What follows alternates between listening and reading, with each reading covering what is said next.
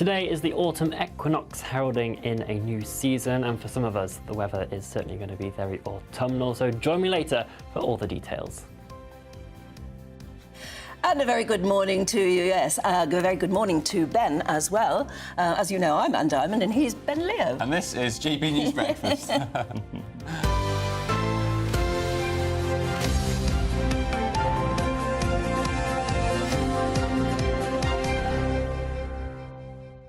And Anne, it's my first ever time presenting with you today. Yes, what that's a privilege. right, it's lovely. But it almost didn't happen, or at least I would have stood you up by some time. Yes, because of the weather. Yes. It is awful out there. Terrible. I normally, if I cover breakfast, I normally stay in London the night before to make it easy for myself. Well, I was wondering where you were. Yeah, because I live in West Sussex, but I thought I'd be clever today and get up at 3 a.m. and try and drive my way in. And little did I know, the rain was hammering down, aquaplaning on the dual carriageway. And That was it, absolutely, because I had a long drive in, and where I started out, it was dry.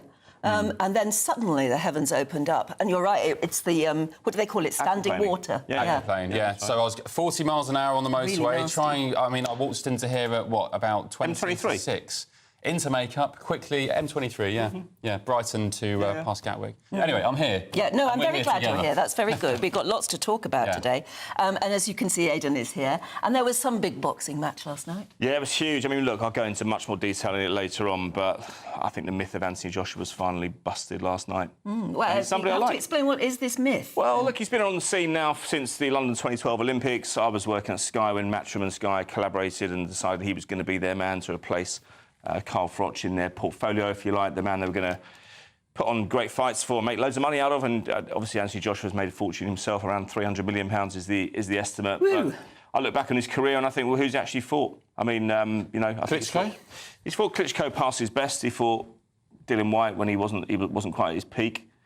Joseph Parker. I didn't know. I wanted to save the 20 quid. I wasn't that into it. But no, there are lots of apologists in the media for Anthony Joshua when he doesn't quite meet expectations. And they were saying last night how well he did to withstand the power of Dubois for 5 rounds. I mean, to me, it was an absolute bust-up. Yeah, I saw some of the stills of him on the ropes, literally on the ropes. I don't want to be unkind, and it looks awful. It reminds you how really violent boxing Yeah, I mean, he got caught. He did get caught early, same as he did with Ruiz 5 years ago, but that's 4 defeats in 10 fights now. I still think the Fury fight will happen because the market says it probably will. And it wasn't just his reputation that was shattered, it was his jaw as well, because that knockout punch and the way, by the way, he went down and with dignity, I guess, tried to get up, but he almost folded over like a pretzel. Yes. And it was quite sad in a way, because it kind of symbolised the end of what I assume is the end of his tenure. Well, I don't know. I mean, as I say, I still think while there's money to be made out of Anthony Joshua, that he will fight again. I think the Fury fight will happen, but I just think it will happen much later. We want to see these fights happen, the big fights happen at the peak. One thing Saudi does coming into play is that they just want big fights. And so, look, we'll see how he rebuilds. Well, it's money. Money will dictate. Of course, yeah. He was quite dignified afterwards, AJ. Afterwards, he gave all his credit to his opponent and said, look, I was hit early, I couldn't recover. But it was 3 knockdowns in 5 rounds. I mean, I think he was lucky for it not to be called, not to have time called on it. I wonder if there's anyone watching at home who stayed up to watch it last night. What do you think? Is it legalised violence, or was it a good, That's exactly what it is. Yeah. Well, it is, isn't it? It is. The other thing I wanted to ask you is, there's a big interview with the Education Secretary. What's her name? Bridget Phillipson. Thank you very much. You said in unison there, didn't we? I know, you did, yes. I'm having trouble remembering all of these names. A big interview there where she says that she puts a lot of her success so far down to her mum, who recognised that she was the shy one at home, and she didn't like putting herself forward at all. So her mum said, right, that's not good for you. You need to actually learn a bit of stuff and actually get out of your comfort zone. So she made her join a drama club. And she ended up with a part in Biker Grove. Such a good idea. Such a good idea. I think so too. Did either of you belong to drama clubs when you were little? Not a drama club. I remember I was shy for a while, up until probably I was about 11. Then I was heard by my headmaster doing impressions of my teachers in a registration. He just came in and did it. He was just covering for the form tutor, and he heard me doing 4 or 5, and everyone was laughing. And then he came up to me afterwards and goes, it's Christmas around the corner, do you fancy doing these in assembly? Woo! And I couldn't say no to the headmaster. honestly, the laughs I got was just I've never had so much of a laugh since. So you did do them at a Christmas assembly? I did, yeah, I did in front of 200 people. Can you do any impressions today? Well, we really, wouldn't no. know as teachers, would we? No. Anyone famous? No, not really, not these days. No. Oh, you've gone shy again, you see. You're out of your comfort zone. We'll have to make you do stand-up. What about you? Did you do... Yeah, I did some sort of child acting and modelling when I was a kid. I was in McDonald's adverts and so on. Were you? It all started out from going to drama school. Well, not school, it was a Saturday club. Like a club, Very casual, nothing too sort of pretentious. But we did... I loved drama the most, acting, but we did a bit of dancing and singing, and it's just. I think it's good for everybody. I mean, Bridget Phillipson is saying that everybody should have the access to that at school or outside of school. But there should be lots and lots of drama clubs, and I think she's dead right. It's just good for confidence and be able to maybe project your voice and look people in the eye. Yeah. But Bridget Phillipson is saying, or who is it that's saying that it's quite exclusive still, that you need? No, she says that as well. She said the trouble is it's become the preserve of parents who have extra money and can pay for clubs and classes. But what she's determined to see is that either it's provided in schools or there are, those clubs that you can belong to. I think of John Boyega, the Star Wars star, whose mother, because he was brought up on a council estate somewhere in London that was known to be ridden with gangs.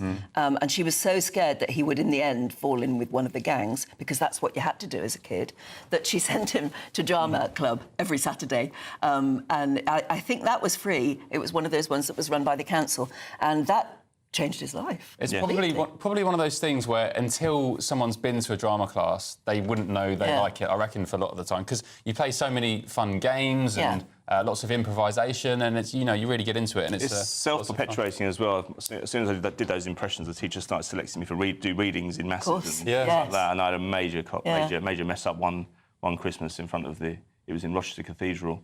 And the idea was that everyone from a year group would do the reading, but you had to turn the page afterwards. But no one bothered. So I was going. You were trying to find your reading. Yeah, I was. Yeah. Oh, yes. That's where there's flutter moments, isn't it? I know. It was awful. Anyway, that's one for you, please, if you're up and awake this morning. Did you ever join a drama club or something like that? Do you believe it's the right thing to do? Someone on your say has said, I did drama at school, and once in a while I see schoolmates on the telly in mainly bit parts as extras. Oh, that's brilliant. Always good fun. Yeah. Great. No, get in touch, because I'd love to hear from you. You got some of those McDonald's adverts, haven't you? I'd love to see one of those. I bet you've got them somewhere, haven't you? I think my mum has. Yeah, She's got old VHS tapes and so on in the attic. OK, well, on to the wider politics, and what an interesting scene it is at the moment, because the Prime Minister has apparently suffered a 45-point drop in approval ratings since July. That's according to a shock new poll, which put him below Rishi Sunak, apparently. And it comes, of course, as the government's embroiled in the freebie scandal, as the Labour Party is due to start their conference in Liverpool today. Elsewhere in politics, leadership hopeful and former Immigration Minister Robert Jenrick has revealed that dozens of terror suspects have crossed the Channel in small boats. Yeah, this was fairly interesting. He said this kind of thing back in, I remember, as far back as June and July when he spoke to Patrick Christys on this channel. But Mr Jenrick says individuals linked to Islamic State and Al-Qaeda have, quote, waltzed right in to Britain. Well, GB News' political correspondent Olivia Utley joins us now. Olivia, this is one mighty fall, isn't it? Would it worry him, though? Well, it's an absolutely huge fall, and it really is quite astonishing. The Prime Minister, who was elected less than 3 months ago with an absolutely enormous majority, now has an approval rating of -26. Rishi Sunak, to put that in context, is on -25. And if you look at other Prime Ministers 3 months after taking office, there aren't any who are that low. Someone like Tony Blair, for example, was well into the favourability ratings, whereas Boris Johnson was on about -5 a few months after his 2019 election win. So that just goes to show the scale of the disillusionment with this new Labour government. Another poll out in the Sunday Times today shows that 1 in 7 people who voted Labour, again, just 3 months ago, now regret doing so. Is Keir Starmer worried about that? Well, on the face of it, he does have this enormous majority. He can push through basically any legislation that he likes, as we've seen with that very unpopular child benefit cap, and of course with the winter fuel credits. He was able to get those measures through Parliament very, very easily, even though there was a lot of backlash in the wider country and on his own backbenches. But I think this does pose a bit of an existential problem for him going forwards. Unlike previous prime ministers with enormous majorities, like Tony Blair or Margaret Thatcher, Labour MPs don't really feel as though they owe Keir Starmer their seats. The Labour Party won this election because the Conservatives were deeply unpopular and because the Labour Party was popular, but not particularly because Keir Starmer himself was popular. Even during the election campaign, his approval ratings really weren't very high, not much higher than Rishi Sunak's. And the problem with that for the Prime Minister is that if any more of these scandals embroil Labour, and it isn't just the freebie scandal, it's also the fact of Sue Gray's pay. That might not be something which is that interesting to the wider public, but inside Westminster and among civil servants and special advisors, it's really, really angered people. Sue Gray, the Prime Minister's Chief of Staff, is paid more than the Prime Minister. Now, if any more scandals like that embroil the Labour Party, then you could end up in a situation where Labour front benchers and backbenchers begin to move against the Prime Minister. They wouldn't have done it to someone like Tony Blair because they felt as though Tony Blair had won them their seats. They felt grateful to Tony Blair. They don't feel like that about Keir Starmer. And looking forwards, not yet perhaps, but in a year, maybe 2 years, that could start to be a bit of a problem. Olivia, it's not even as if this devastating new poll on his popularity is from, say, what some people would call right-wing outlets. It's from The Observer. It's from the left-leaning Guardian group. And it's the worst possible curtain raiser, isn't it, to the conference today in Liverpool, the Labour Party conference.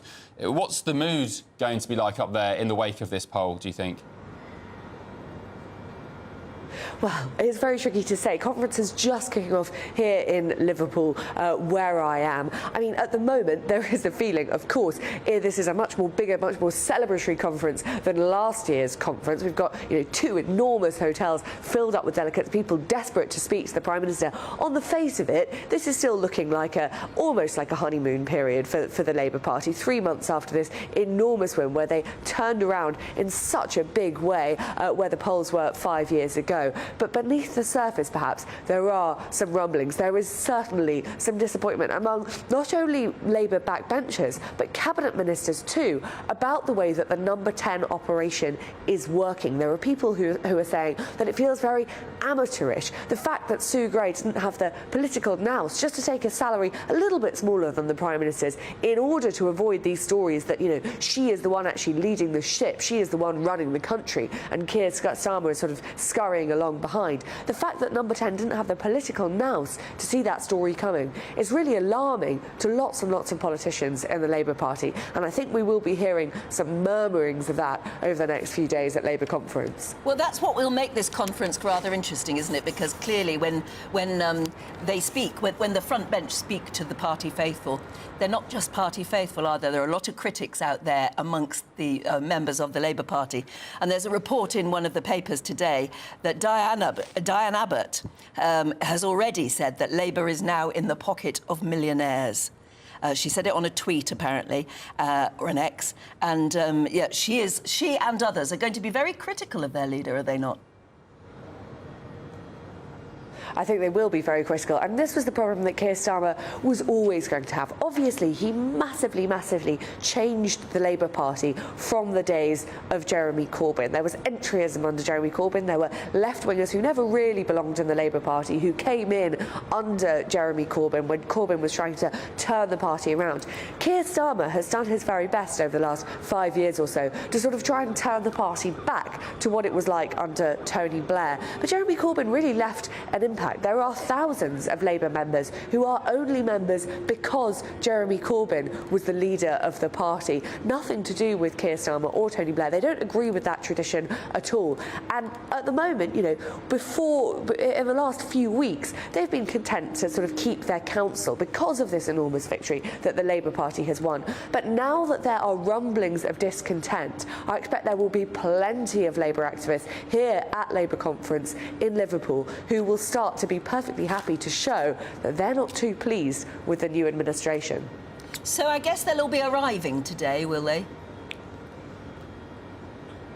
Everyone will be arriving today. The conference actually kicks off at 11 o'clock. We've got Ellie Reeves, Labour MP, doing the opening speech of the party conference, and then we're expecting to hear all sorts of frontbench cabinet ministers, of course, culminating with the Prime Minister himself making that speech on Wednesday. OK, Olivia Utley, our political correspondent at the Labour Party conference in Liverpool. Thank you. We'll catch up later in the show. Yeah, it's going to be a very interesting conference, though. Yeah. And I should be watching out for what they're wearing. Yeah, oh, yeah, yeah. How much does that cost? How much does that cost? Yeah, Where did that come exactly, from? yes. That looks a bit warm. What brand is that? Yes, that's right. OK, we'll move on to something I don't know whether you've watched it yet on the telly, but it is amazing to watch. It raises your eyebrows in oh so many ways. The actor, Michael Sheen, very clever guy, has shared some of the details of the transformation he underwent as part of his portrayal of Prince Andrew, the Duke of York, in the new drama A Very Royal Scandal. So the drama, of course, which is the second adaptation of the now, I guess, infamous BBC Newsnight interview with Emily Maitlis, in a matter of months, marks another setback to the Prince's efforts to restore his public image. Let's have a little sneak peek. OK, well, joining us now is royal reporter Kinsey Schofield, who's stateside for us. Good morning, Kinsey. Thanks for joining us. Michael Sheen talks about how he was wearing false teeth and wigs and whatever else to play this part. How's it gone down over that side of the pond? I mean, I have to tell you, I absolutely loved it. I'm seeing everybody else there. They think it's a hoot, but Ben and Anne, it is very funny. And you walk away from it thinking that was great television. But is that appropriate when you think about the fact that it's associated with Jeffrey Epstein? You know, after it was over, I thought, I'm going to say good things about this. But the further I get away from it, the more I think, but what about these women that were violated by Jeffrey Epstein when they turned on the television? Were they laughing? Did they see the humor in it? Or are they horrified that it's become a joke?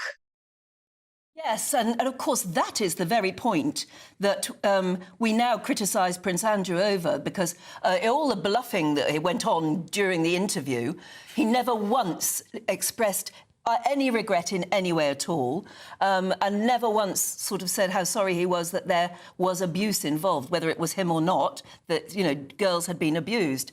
He never mentioned it, and sadly, that was what brought him down. Maybe it'll bring this down, because it's a very uncomfortable watch in some ways, isn't it? It is, and we might appreciate it more than the average person because it's a little inside baseball. We're seeing what goes on inside a newsroom, how Emily secured this interview, how Emily, you know, was received before this interview and how that affected her, seeing people speak about her negatively online, seeing complaints about her and watching her evolution and how, you know, she was the hero at the end of the story. So I wonder if people that are in the industry are more apt to enjoy the way that the story was told than the regular person.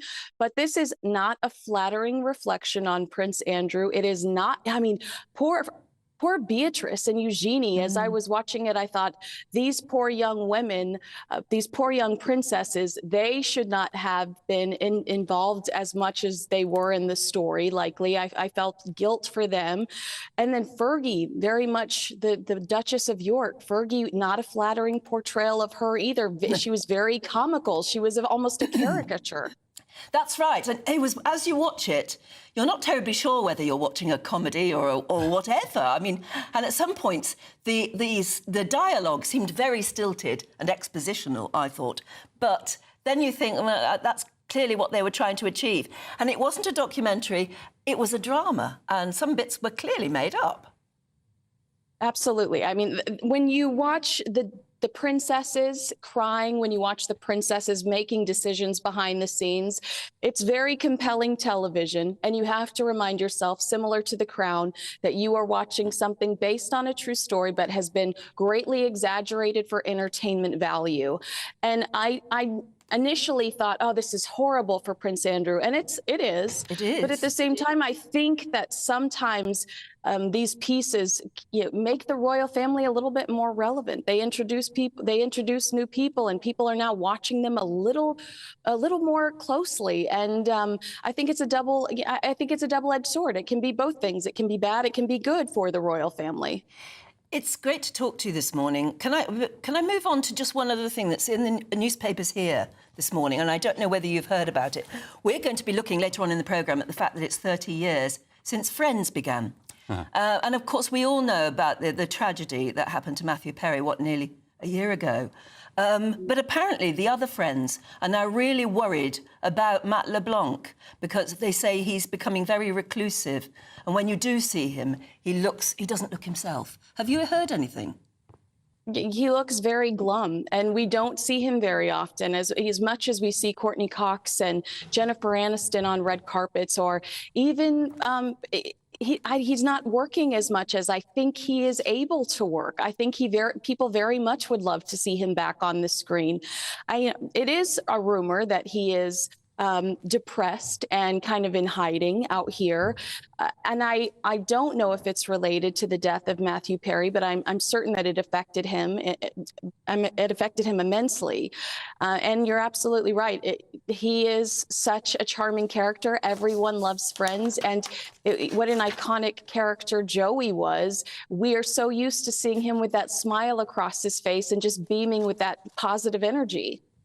No doubt we'll be hearing more about that. And from you too, Kinsey. It's great to see you this morning. Thanks so much. Thanks, Kinsey. Thank you. Yeah, there was just going back to Prince Andrew, there was a devastating article in the Mail a couple of days ago from Rebecca English, their royal editor. It was headlined, "Is Prince Andrew really as vulgar and entitled as he's portrayed by Michael Sheen in Amazon's new drama?" Spoiler alert, you bet, one battle, one courtier reveals all to the Mail. Yes, sadly, a lot of people have said, yes, he really is like that. But, by the way, in the little clip we showed, apparently there was an expletive, which we didn't delete, and we should have. But I'd have to warn, and I apologise for that. But I warn you as well that if you watch it, it is full of them, because that's clearly the way they want, particularly to portray Prince Andrew, but also the newsroom, the BBC newsroom. Everybody uses it, the F word, every other word almost. It's quite shocking. Yeah. But there you are. That's us journalists. We're just like There's a big row. I don't know if you watch Formula One, but there's a big row at the moment because the team radios, when they're racing, are public for all to hear. Oh. And, of course, these drivers... They're blinding all the way through. Yeah, they're risking their lives going at 200 miles an hour, and they're effing and blinding at mistakes and things. And some of the drivers have been punished by the regulatory, the FIA, and there's a big row about, whether drivers should be swearing or not. I think, of course, you should. Well, if they're driving... high-pressure environments. Exactly. They just shouldn't maybe be on open talkback or whatever. Exactly. Anyway, shall we move on to the other news stories that are coming into the newsroom this morning? Yes, prosecutors have admitted that they twice failed to bring charges against Mohamed Al Fayed. The former Harrods boss stands accused of being a serial predator who raped, sexually assaulted and threatened women over decades. Lawyers have been contacted by now more than 150 survivors and witnesses in the 2 days since the documentary on the BBC carried the accounts of 5 women who alleged that he raped them and some 15 others who alleged sexual assault. Elsewhere in the sport, Daniel Dubois has retained his IBF World Heavyweight title with a 5th-round knockout, and it was devastating, of Anthony Joshua. Joshua was aiming to become a 3-time heavyweight world champion at the expense of IBF title holder Dubois in front of a star-studded crowd at 96,000 capacity Wembley last night. But Dubois came out firing from the off. A big right hand dropped AJ in the opening round. And a 14-year-old boy caught up in the post-Southport riots was so sternly told off by his parents that police and prosecutors are apparently going to take no further action. The Director of Public Prosecution, Stephen Parkinson, has said the anger of the mother and father who marched their son to a police station after discovering he'd taken part in the disorder was more effective than any action the criminal justice system would have taken. Speaking to the PA news agency, he said, in contrast, there were also families who viewed taking part in the disorder as a leisure activity.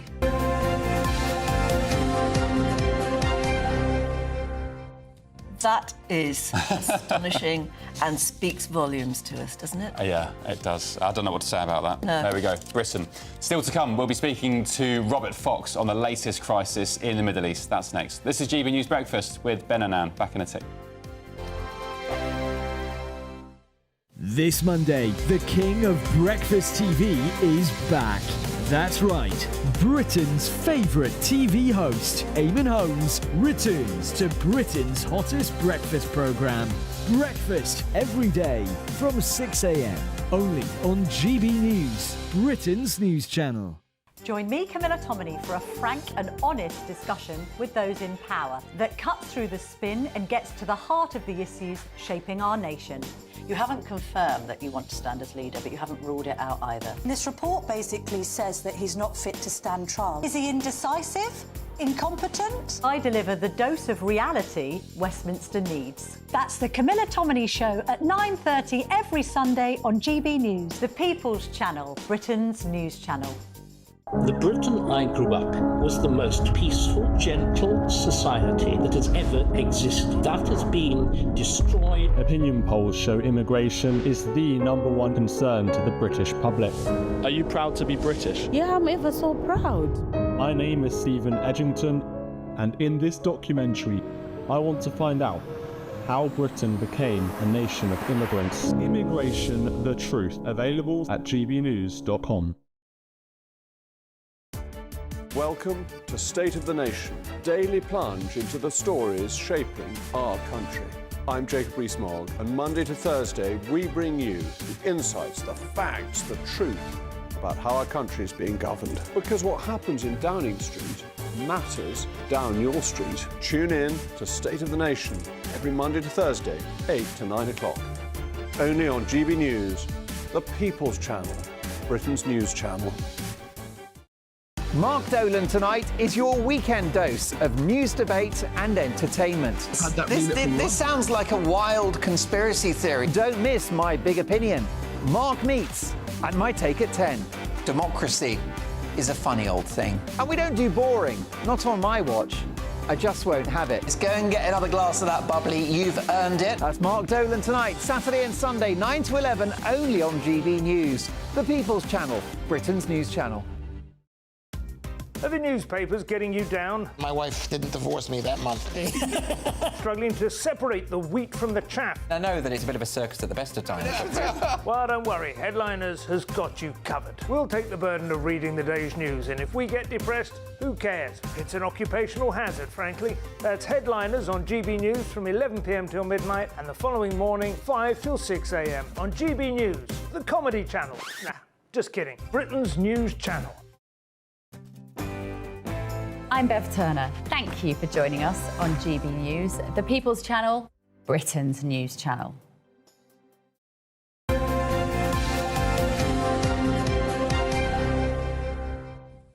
Hello, welcome back. Right, let's head to the Middle East now, where tensions continue to rise as the IDF has struck around 110 Hezbollah terrorist targets across southern Lebanon. And it comes, as the IDF claimed, to have almost completely dismantled Hezbollah's leadership in an airstrike on Beirut yesterday, which Lebanon's health ministry said got 37 lives. OK, well, let's speak now to Defence Editor for the Evening Standard, Robert Fox. Good morning, Robert. Thank you for joining us so early. So, what's the latest on this? Is this yet another escalation? We keep hearing of different incidences where the escalation is being ramped up. How important is this? How big is this in the grand scheme of things? Well, I'm afraid you're absolutely right. Sorry, forgive my voice. It's recovering from a cold. But you're absolutely right. Escalation is absolutely the right word, because it's not only the Israeli raids, as you say, over 100 targets, and they've taken out really significant parts of the leadership of Hezbollah, both in Beirut and in the south. But Hezbollah isn't giving up. Hezbollah, in the last 36 hours, has staged one of the biggest salvos, continuous rocket attacks since they went into action and declared they were supporting Hamas from October the 8th last year. So things are ramping up. Yoav Gallant, the defense minister of Israel, has declared we're in another phase, and I think that is a very clear signal that there may well be a ground operation of Israeli armor and infantry supported by aircraft into southern Lebanon. They've done this several times before, and it's never really gone terribly well. And meanwhile, we're also told that ordinary Israelis are told to limit their gatherings. If they're gathering for anything, they should limit to 30 people in an open area and 300 in a closed space. So they're clearly worried about being targeted now themselves. I think this is quite significant, Anne, because part of the Hezbollah propaganda in the past, particularly since one of those earlier incursions of very serious war, which neither side gained what it wanted in 2006, Hezbollah then absolutely doubled, tripled its armaments. It has a terrific arsenal. By the way, Hezbollah is not to be compared to Hamas. Hamas has very little, modest firepower compared with Hezbollah, which is virtually a state army. It's a state within a state in Lebanon. And the claim has been that they could strike any major conurbation within Israel. Well, this is a threat that has to be taken seriously, particularly in Haifa, which is the very important port town. They've said, don't go into the open. This is the government advice. Maximum meeting of 30 in the open. The 300 behind closed doors inside is significant, because what they're saying is that possibly in the days to come, they're going to have to tell schools that they will have to cancel, at least while this emergency is going on. So they're going to have to disrupt the school and academic calendar, which is very serious. And they've got about 500,000 under arms in security forces, volunteers, and so on. And the problem is that Gaza isn't over. And there's still a very restive, if I can put it like that, real difficulties with militancy and aggression on both sides, it must be said, on the West Bank. OK, Robert Fox, thank you for joining us this morning. Hope your cold gets better. Go and get yourself a nice cup of lemsip or honey or something. Yes, that's right. You need a bit of honey and ginger. That's the one. Ginger and honey. Lemon and ginger and honey. That's, good. I understand that. A lot of people going down with colds at the moment. Well, the weather is miserable. As I said to you at the top of the show, I struggled to get in because I almost veered off the road in torrential rain and aquaplaning, but apparently it's not going to stop. I think Jonathan has your latest forecast.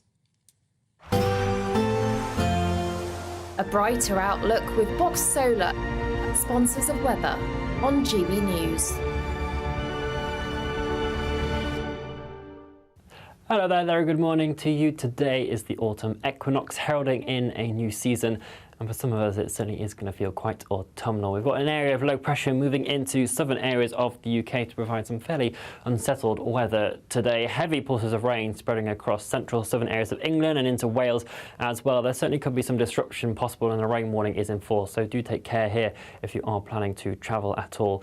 Some quite cloudy conditions across the northeastern areas of England and into eastern Scotland as well, providing a bit of drizzle, but some fine conditions for western Scotland into Northern Ireland as well, with some sunny spells throughout the day. And here temperatures could climb towards 18 to 20 degrees Celsius, but also 20 in the far south, but feeling a lot more humid here underneath all that cloud and rain. The rain will continue on as we head into the evening period as well. For Scotland, though, the evening is one of that east-west split continuing, so the best of the sunshine to end the day, certainly in the west. That drizzle underneath the clouds still possible further towards the east.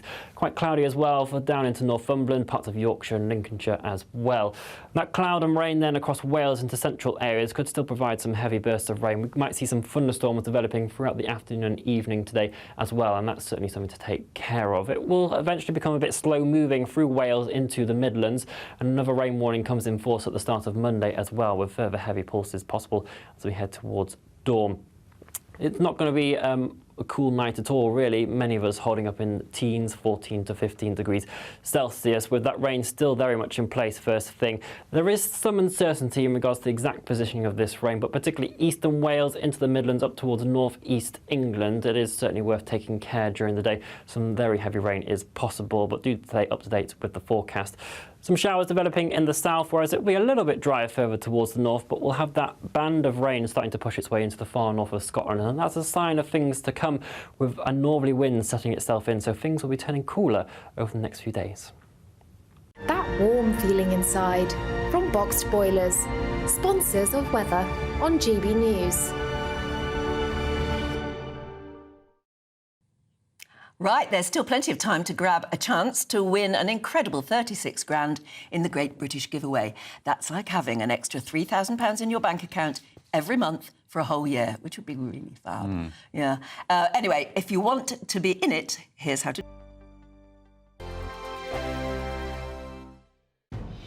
Good afternoon, Britain. Weekdays from midday. Luis Elizondo says that he worked at the Pentagon and that he knows that they have recovered material that is not from this Earth. He resigned after believing his government wasn't taking the threat of UFOs seriously. So have they been covering up alien material from us? I don't think the claims that are being made in Luis Elizondo's book, Imminent, are new. But I think what we have to pay attention to is the seniority of, one, Luis Elizondo, and two, the people who recruited him, and indeed the people he worked for, which was the Department of Defense and the Pentagon. Do you think that he was in a position to know about this? Yeah, he would have been. He would have been speaking to the individuals who were taking part in these investigations. You're showing some of those clips just now that potential incursions by objects controlled by a non-human intelligence, potentially. We're not saying alien necessarily, but something non-human. Seems a bit far-fetched to me, Andrew. I'm a sceptic. When people say sceptical, I think as a species, we're relatively new in terms of what we do in space. But right now, we've got a robot on Mars that drives about and has a little helicopter drone that every so often comes up, flies about away 10 feet from it to collect samples and comes back. Now, a species a couple of hundred years down the line from us would have far better technology than that. So who's to say what we're encountering aren't just really advanced probes from something else that's just slightly ahead of us in the technological scale? I don't think that's too far stretch of the imagination. When you do see things like what we just saw there, which was made public, the New York Times did a big expose on all of this, and actually, you know, the world didn't end. We weren't all outside fighting each other for scraps of food and burning down the nearest little, were we? We just thought, oh, that's quite cool. I think now we have to look at it and maybe take a step back, look at the people coming out now, talking about UFOs and thinking, is there something to this that we've maybe been overlooking? GB News, the People's Channel. This Monday, the king of breakfast TV is back. That's right, Britain's favourite TV host, Eamon Holmes, returns to Britain's hottest breakfast programme. Breakfast every day from 6 a.m. Only on GB News, Britain's news channel. We're proud to be GB News, the People's Channel, and as you know, we always love to hear your views. Now, there's a new way of getting in touch with us at gbnews.com/your say. By commenting, you can be part of a live conversation and join our GB News community. You can even talk to me, Bev Turner, or any of the members of the GB News family. If you want your news to be straight talking... This is a nightmare for the Conservatives again. Down to earth. It's not just Nottingham where this is happening, is it? And most importantly, honest. Hard-working, middle-class taxpayers, they'll get their book thrown at them. Then catch me, Martin Daubney, Monday to Friday, 3 till 6 p.m. on GB News, Britain's news channel.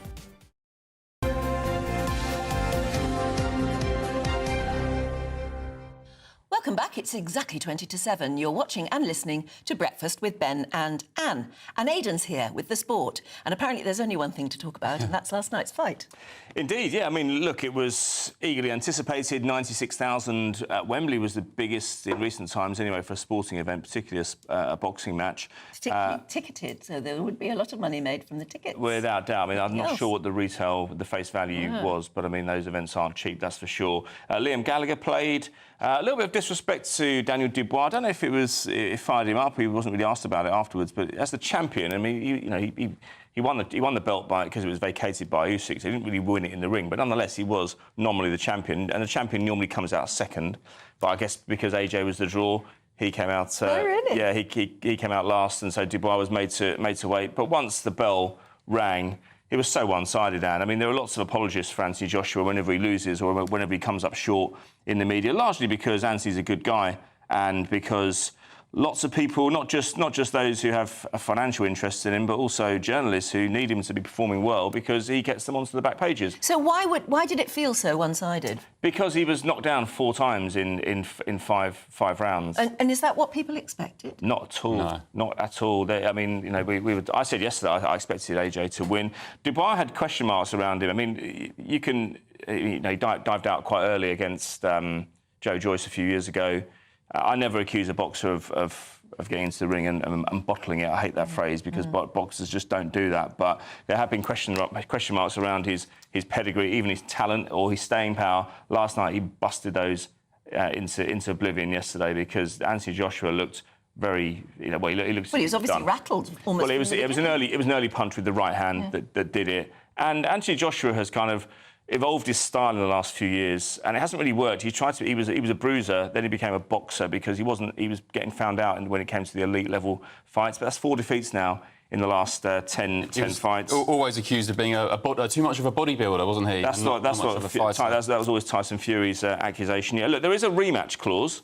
So I think we might see them go again. I'm not sure why Anthony Joshua would want more of that, but I suppose it's the only pathway he has to rebuilding things now. Surely he's finished, isn't he? Not necessarily, no, because there's still... But money will talk anyway. But of course it will. That's exactly the point, Anne. I mean, it talks anyway, but, there is still monetary value in him fighting Tyson Fury, even if it's not an elite contest. I mean, it'll be an elite contest, of course it will, but even if it's not... doesn't have as much value inside the ring as it would have done a few years ago. We do tend to see these big fights eventually. Mayweather and Pacquiao was one that we saw probably 10 years too late. A couple of years ago, we saw Kell Brook and Amir Khan probably 10 years too late as well. But we did at least see it because it will put bums on seats. How much did AJ pocket from last night's fight? I don't know what the purse was in total because it's difficult to know because the Saudis come in late and they don't always disclose what they're putting into it. They just say, let's put on the show. But I can probably find out somewhere. But he's got 300 million quid in the bank. Already. Wow. I remember 10 years ago he rang me up asking for to try and get into property. I don't think we need that advice anymore. What did you say to him? I said, Anthony, get some fights under your belt first and then we'll see where we are in a year's time. Well, he's working on it then, isn't he? Yeah, he is. Yeah, it's a good few fights. But look, I mean, I look back in his career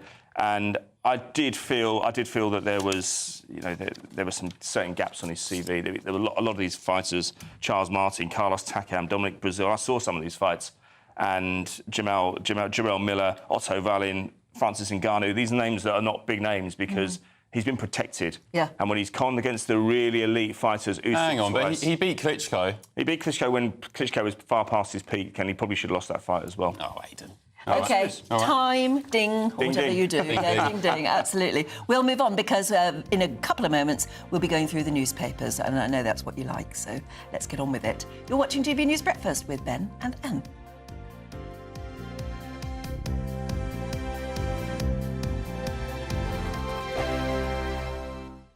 This Monday, the king of breakfast TV is back.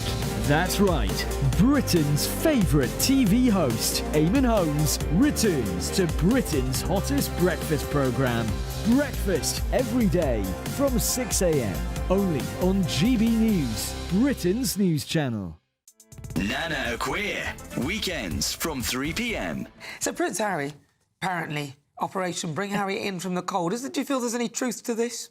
Lots of tongues are wagging, Nana. I mean, we heard that he was at the memorial for Lord Robert Fellows, and obviously William was there as well.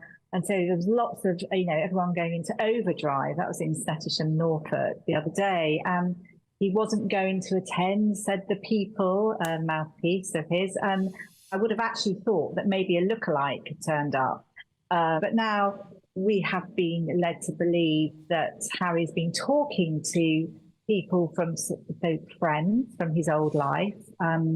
And it's not that he wants to make a permanent move to the UK, so I believe.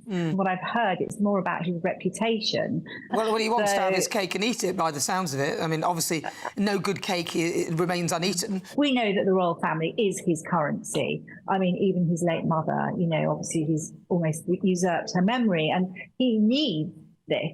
He needs this to make money. Of course, he raced in for Lord Robert Fellows' memorial service. So there's lots of ambiguous behaviour, and he is going to be, in New York. We call it the silly season, don't we? And we're also looking. There's lots of different stories that are coming out, but he needs to sell stuff. He's going to be in New York, and it's. We've got to remember the enormous amount of hurt and offence. I mean, Prince William absolutely reeling. Poor Princess Catherine. Spare book coming out at the most awful time.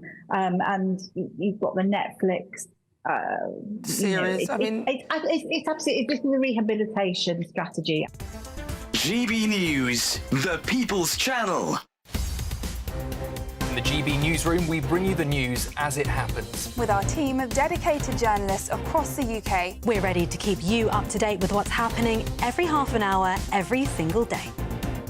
Bulletins here on GB News, the People's Channel, Britain's news channel. Join me, Nana Akweer, for an informative, interactive news programme with a difference. It's fun. No, he didn't say that, Dave.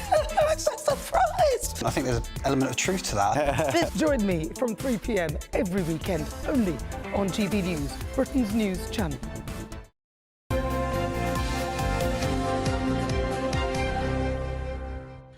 Welcome back. You're watching and listening to Breakfast with Ben and Anne. Right, let's take a look at some of the newspaper's front pages. The Sunday Mirror leads with an exclusive interview with the Prime Minister, who pledges no more austerity. Tell that to the pensioners. The PM is also on the front page of the Mail on Sunday, who lead with Sir Shameless is at it again. Slightly different story, that one. The Sunday Express also leads on the Prime Minister, who reports that his allies are urging him to ditch toxic Sue Gray to end the chaos. And the Sunday Times reports that Mohamed Al Fayed escaped charges twice over allegations of rape and sexual abuse. The Sunday Telegraph leads with comments, yes, that's the Telegraph, with comments from Conservative leadership candidate Robert Jenrick, who accuses terror suspects of waltzing into Britain on small boats. OK, let's get stuck in a bit further to the newspapers today. We're joined by Lewis Oakley and Aidan McGee has returned. Thank you, Aidan, for your generosity. Should we kick off, Lewis, with the Mail on Sunday? So the headline is, we just saw it, Sir Shameless is at it again. Hours after Wardrobe Gate erupted, the Prime Minister and Sue Gray enjoy a Spurs freebie with lobbyists who backed hated breakaway Football Super League and advisors tax-avoiding tech giants. I just said off-air, I don't think normally this would be a story. I don't see what the story is, to be honest. But this is the standard Labour have set, going after any old little thing, and they did it with the Tories for years, so now they have to hold themselves to the same standards and the same nonsense articles. Yeah, I mean, there is an element here of, you know, the Mail is just sort of chucking the kitchen sink at him now, but I do actually think there is a point in here when it comes to the lobbyists that, you know, Keir Starmer and all of the others in the Cabinet are spending all of their time with rich people that have vested interests. I mean, some of the people there, you've got the Super League, you've got people that advise tax giants on how to get away with tax, and it's like, actually, this is not where your priority should be. And as people always say, you know, if something is free, you are the product, and that's what's going on here. You're getting all of these freebies, but people want favours back, and it's about it feeling that there is, you know, more of an allegiance from this government to rich people that have got vested interests rather than the actual people. Well, astonishingly, even Diane... Well, maybe it's not astonishing, but Diane Abbott has pointed this out herself. She said Labour is, quotes, in the pocket of millionaires under Sir Keir Starmer. And if she gets a chance to speak about it at the conference, she will be saying things like that. And you can't argue with her. No. It's true. Look at any picture of him in the football boxes. You know, they're dressed by other people.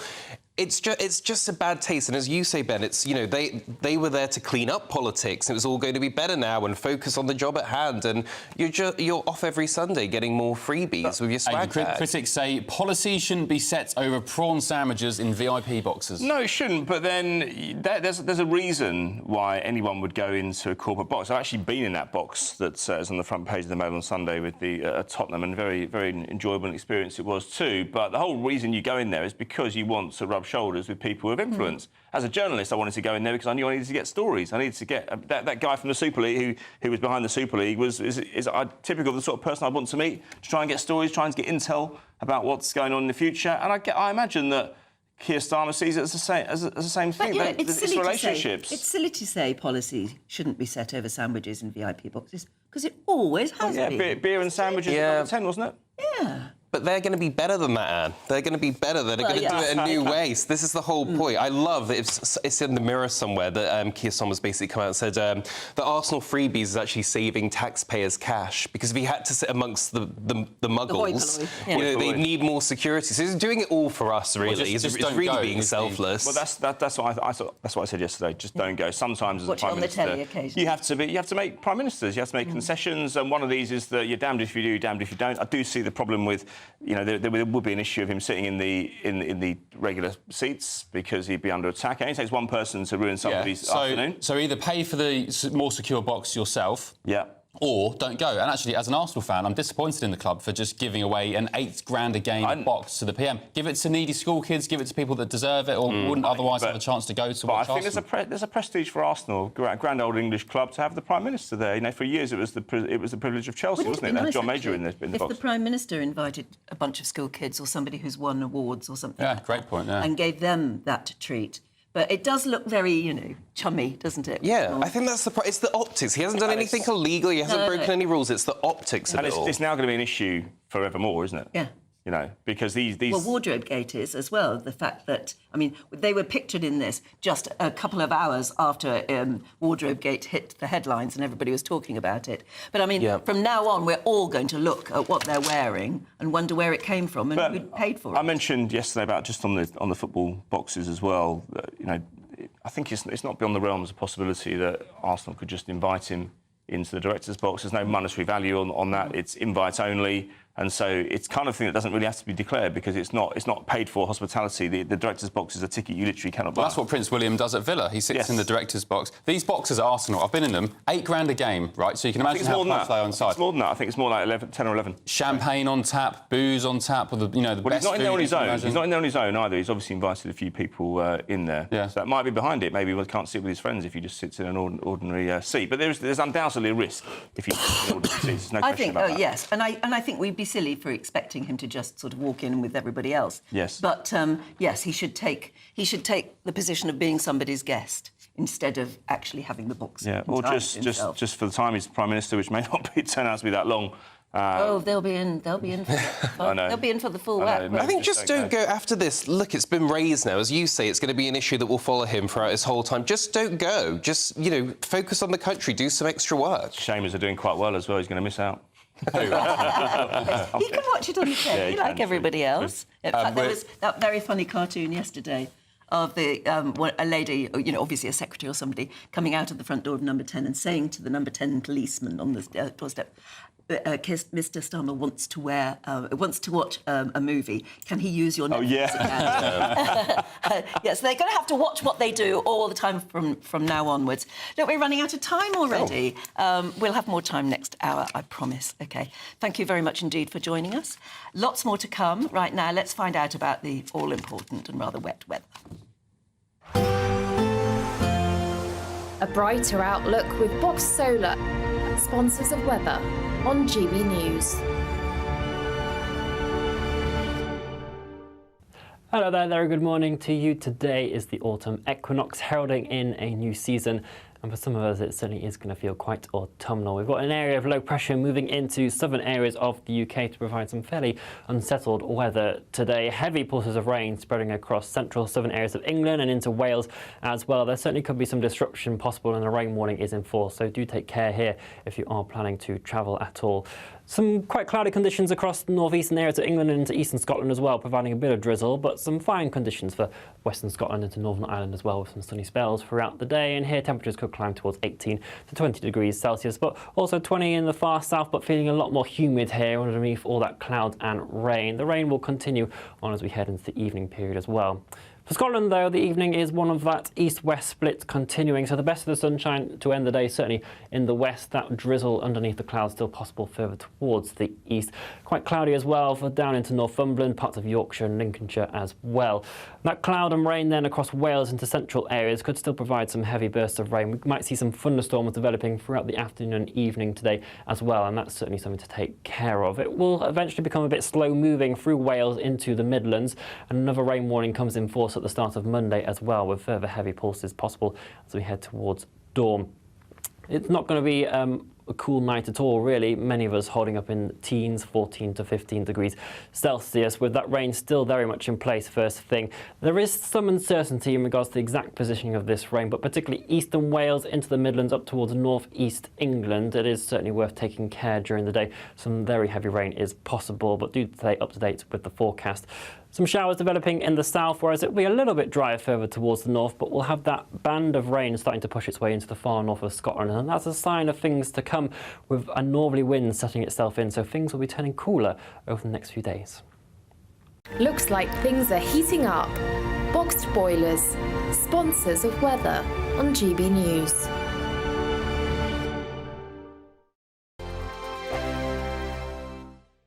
Desning.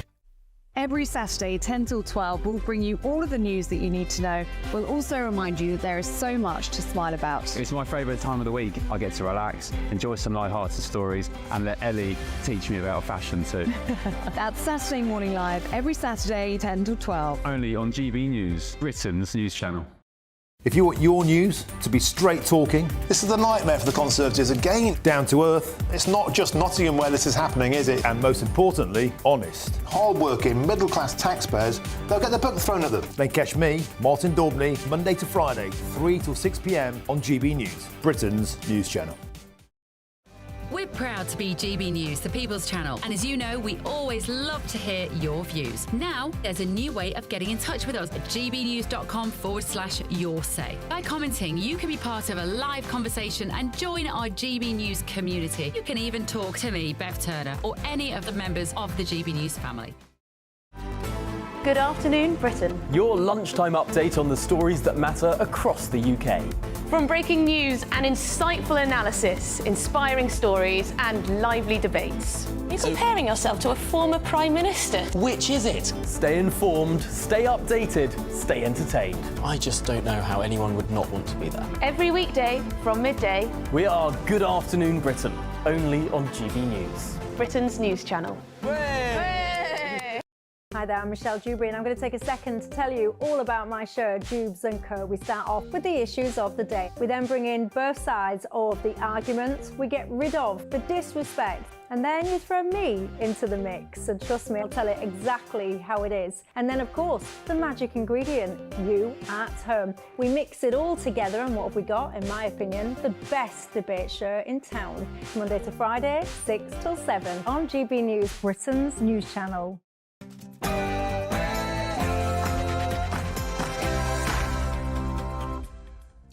Good morning. The Prime Minister's popularity has plummeted. So Keir Starmer faces a 45-point approval ratings drop since July, now becoming less favoured than Rishi Sunak. The party donor scandal continues as the Prime Minister is now branded shameless, as he was spotted with Sue Gray enjoying hospitality at a Spurs match just hours after Wardrobe Gate erupted. And it comes at the worst possible time as the Labour Party are set to outlay their vision for the country at their conference, which begins in Liverpool today. To the Tory leadership race, where former Immigration Minister Robert Jenrick has revealed that dozens of terror suspects have crossed the Channel into Britain in small boats. And elsewhere, Operation Market's Garden, 80 years on. Veterans, armed forces personnel and the Princess Royal will gather in Arnhem in the Netherlands today to honour the sacrifice of those who took part in one of the most daring offensives of World War II. And today marks 30 years since the launch of the famous sitcom Friends. We'll be looking back at the biggest moments and their latest worry. Away from last night's boxing, it's a big weekend of Premier League action. Arsenal travels to the Etihad to face their rivals Manchester City this afternoon. We'll look ahead to that, as well as reflecting on yesterday's wins for Chelsea, Liverpool and Tottenham. Today is the autumn equinox, heralding in a new season, and for some of us, the weather is certainly going to be very autumnal, so join me later for all the details. And it's just gone 7 o'clock. I'm Anne Diamond. And I'm Ben Leo, and this is GB News Breakfast.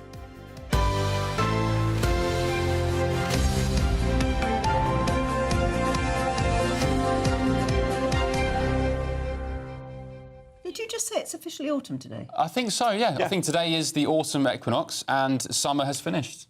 Oh. Which you probably could tell by looking at the weather outside, Well, just yes. a deluge of rain. I love the seasons, though. Well, I like the seasons. I like you see autumn. the change in the leaves, the change in the foliage, you know, the vegetation. It's just you that know. it's come a bit too soon. I'm just Or trying it's to too soon to You're say getting- goodbye to summer. Getting a bit deep there, Aidan. Yeah, Didn't know I you don't had know so many layers. Yeah, of course I do. I need a few layers this autumn if it's that cold. Well, it's going to be. I think that's what everybody's worried about as well, particularly people who are worried about their, losing the winter fuel allowance, is that it feels as though it's going to be a nasty winter ahead. I mean, nothing to base that on yet, but I don't know. I think everybody's really worried about I think the that. government and Sir Keir Starmer will be hoping it's probably quite mild, because can you imagine if it's a particularly cold winter at a time when they've scrapped everyone's winter fuel allowances? Goodness me. And if Sir Keir Starmer and his wife are wearing nice sort of warm winter coats. They're quite expensive, those ones. Well, exactly. They're going to have to think very seriously about what they wear to keep themselves warm. Yesterday I was walking around West London, and this would have been about... my game kicked off at 12:30. I was walking around Shepherd's Bush at 3 o'clock, very warm. I had to take my jacket off. And then this morning it's just deluge of rain. It's so changeable, isn't it? Yeah, and just a few days ago, people were really seriously putting the heating on at home. Yes, I know. I put mine on for 20 minutes. I allowed myself that privilege. I tried. Since March.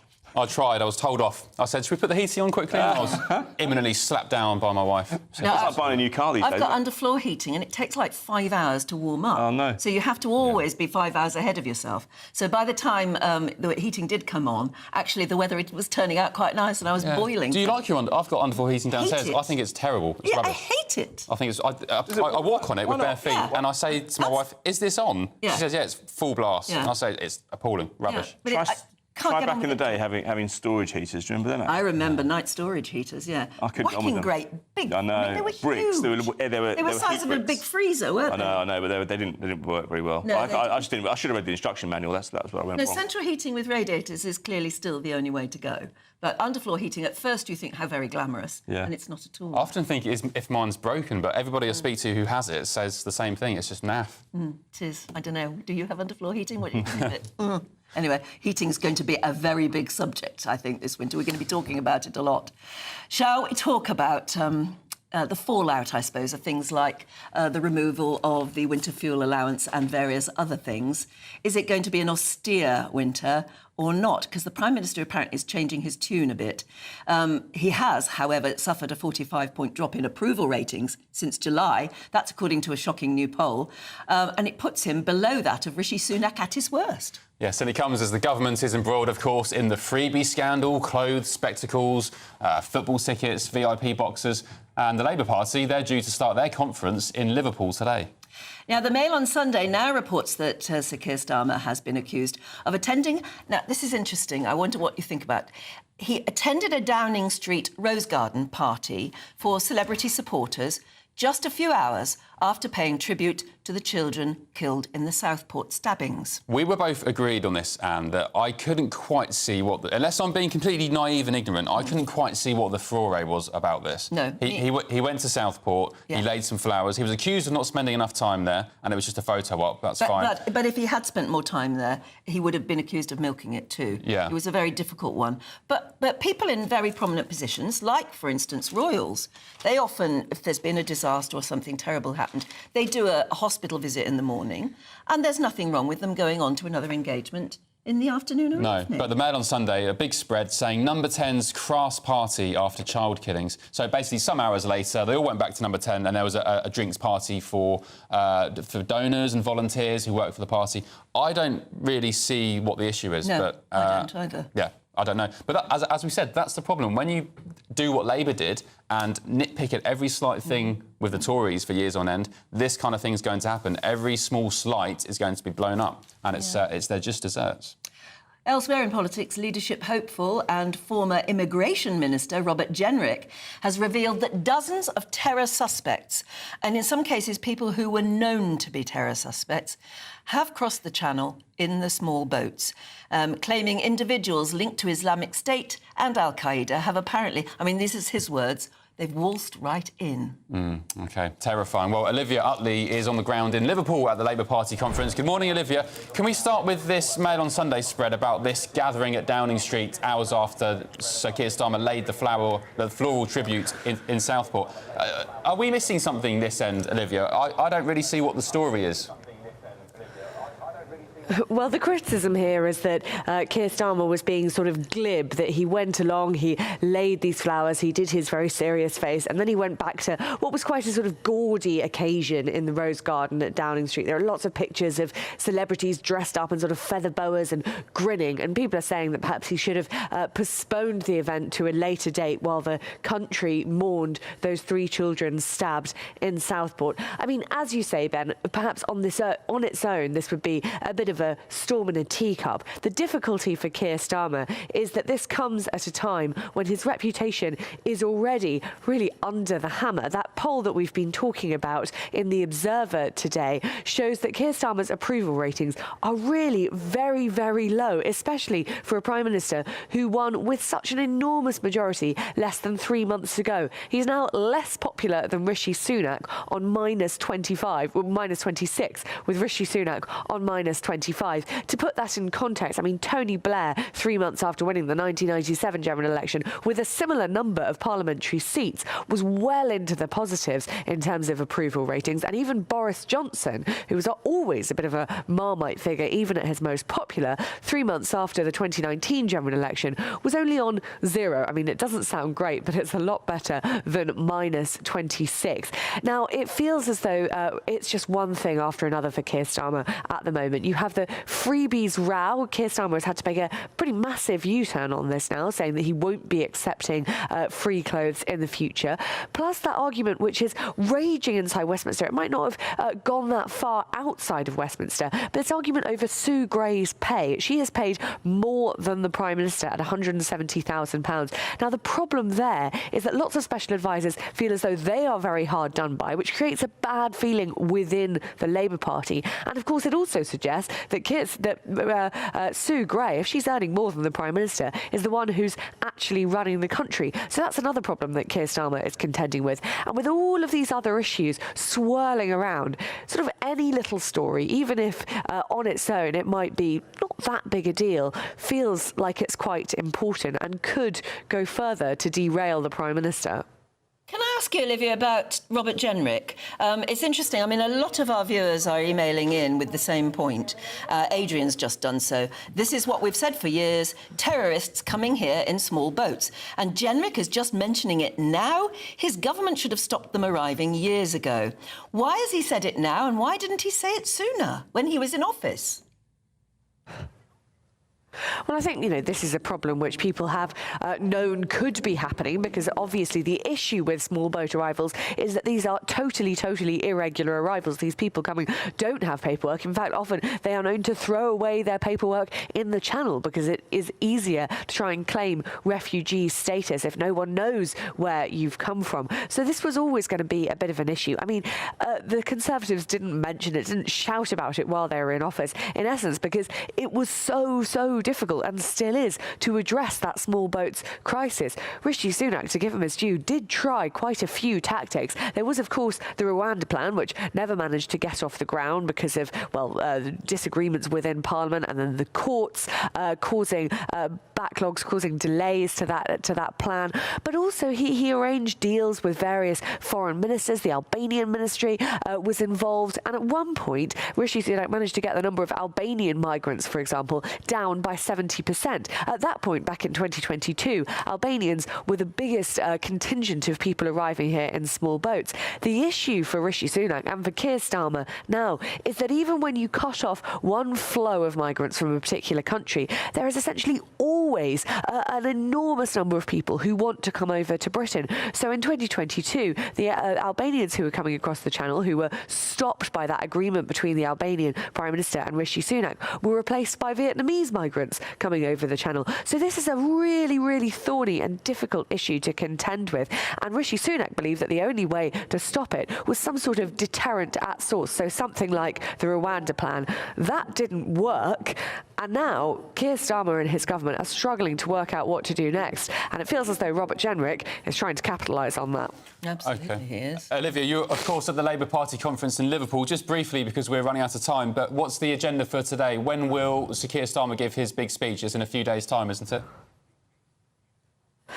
It is in a few days' time. We've got the conference being opened today at 11 o'clock by Ellie Reeves, actually the sister of the Chancellor, Rachel Reeves, but MP in her own right. We've got a speech from Angela Rayner at 11:20, the Deputy Prime Minister. And then on Wednesday, we're expecting to hear that big speech from the Prime Minister. It'll be fascinating to see. I mean, as you can see, it's very quiet here at 7 in the morning on the first day. But it'll be fascinating to see what the mood is at Labour conference today and in the coming days. Will it be sort of celebratory? It should be. They won an election just 3 months ago.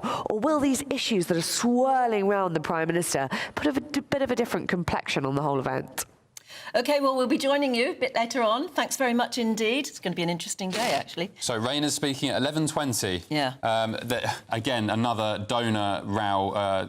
Well, the latest, I guess, the latest chapter of it. Angela Rayner secretly took a friend on a jaunt to the US. She stayed over New Year's in New York, 5 nights in Lord Ali's penthouse, $2.5 million penthouse overlooking Manhattan, amazing views of the Empire State Building. She registered the holiday being worth £1,250, which puts it at £250 a night. If you've ever been to New York, especially over New Year, you know you could treble and even exceed that. But if you have a friend, and apparently it is a personal friendship she has with Lord Ali. I mean, she's known him a long time, and apparently they are. If you have a friend who has an apartment in New York and he says, spend Christmas in my apartment, is that so very corrupt? No, I guess not. But again, we go back to that point we've said many times now.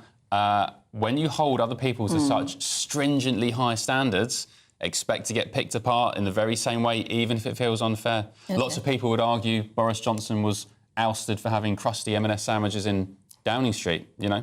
That brought him down, Chris Pincher, I guess. Yeah, well. That's what I keep thinking. How long before Keir Starmer is surprised with a birthday cake?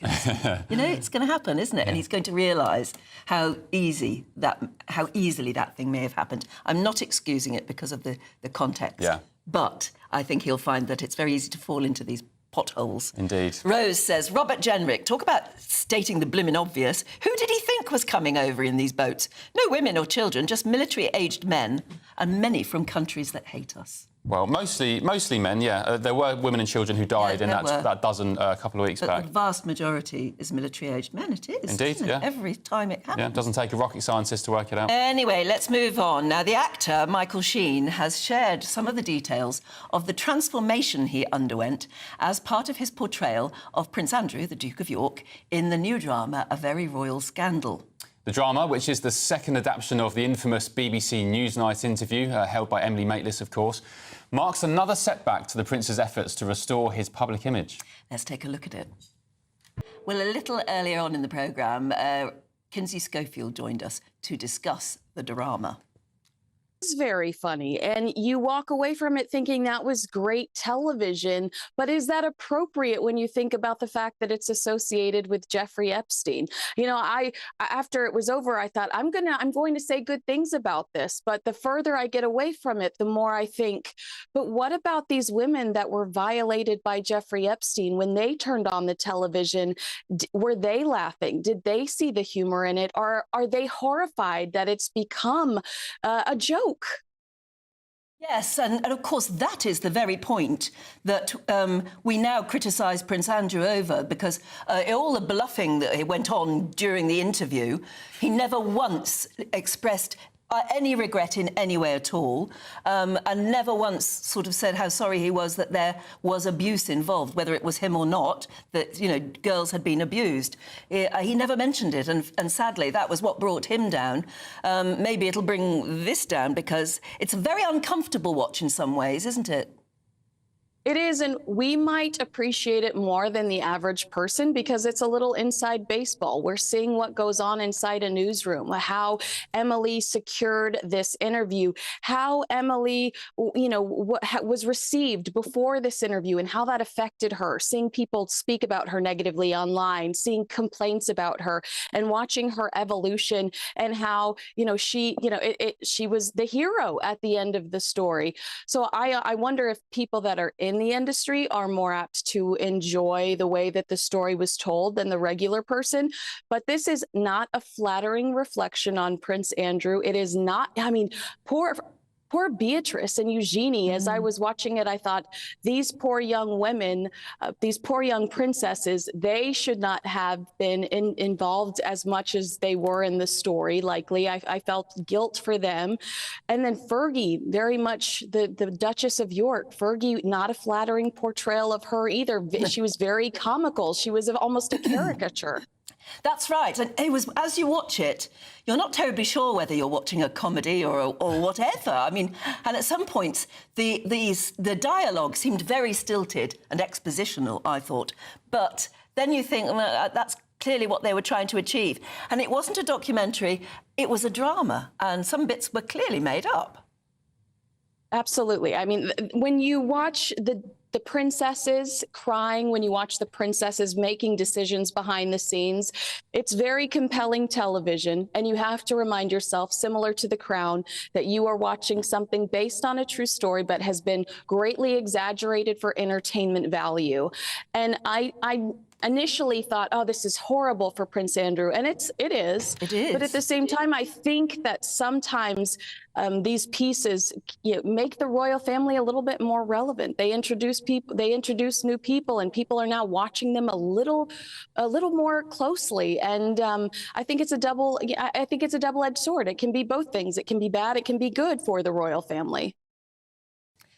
I don't think they'll see it as good, the portrayal of Prince Andrew. It was very unflattering. No. I mentioned in the previous hour, but I'll say again, Rebecca English from the Daily Mail wrote a piece a couple of days ago, and it was headlined, "Is Prince Andrew really as vulgar and entitled as he's portrayed by Michael Sheen in Amazon's new drama? Spoiler alert, you bet, one battle-worn courtier tells all to the Mail." Right, let's have a look now at some of the other stories coming into the newsroom this morning. Prosecutors have admitted that they twice failed to bring charges against Mohamed Al Fayed. The former Harrods boss stands accused of being a serial predator who raped, sexually assaulted and threatened women over decades. The lawyers have been contacted now by more than 150 survivors and witnesses in the 2 days since a documentary carried the accounts of 5 women who alleged that he raped them and some 15 others who alleged sexual assault. Elsewhere in the boxing, Daniel Dubois has retained his IBF World Heavyweight title with a brutal 5th-round knockout of Anthony Joshua. Joshua was aiming to become a 3-time World Heavyweight champion at the expense of IBF title holder Dubois in front of a star-studded crowd at Wembley last night. But Dubois came out firing from the off. A big right hand dropped AJ in the opening round. A 14-year-old boy who was caught up in the post-Southport riots was so sternly told off by his parents that police and prosecutors have decided to take no further action against him. The Director of Public Prosecutions, Stephen Parkinson, has said that the anger of the mother and father, who apparently marched their son to a police station after discovering he had taken part in the disorder, was more effective than any action the criminal justice system would have taken.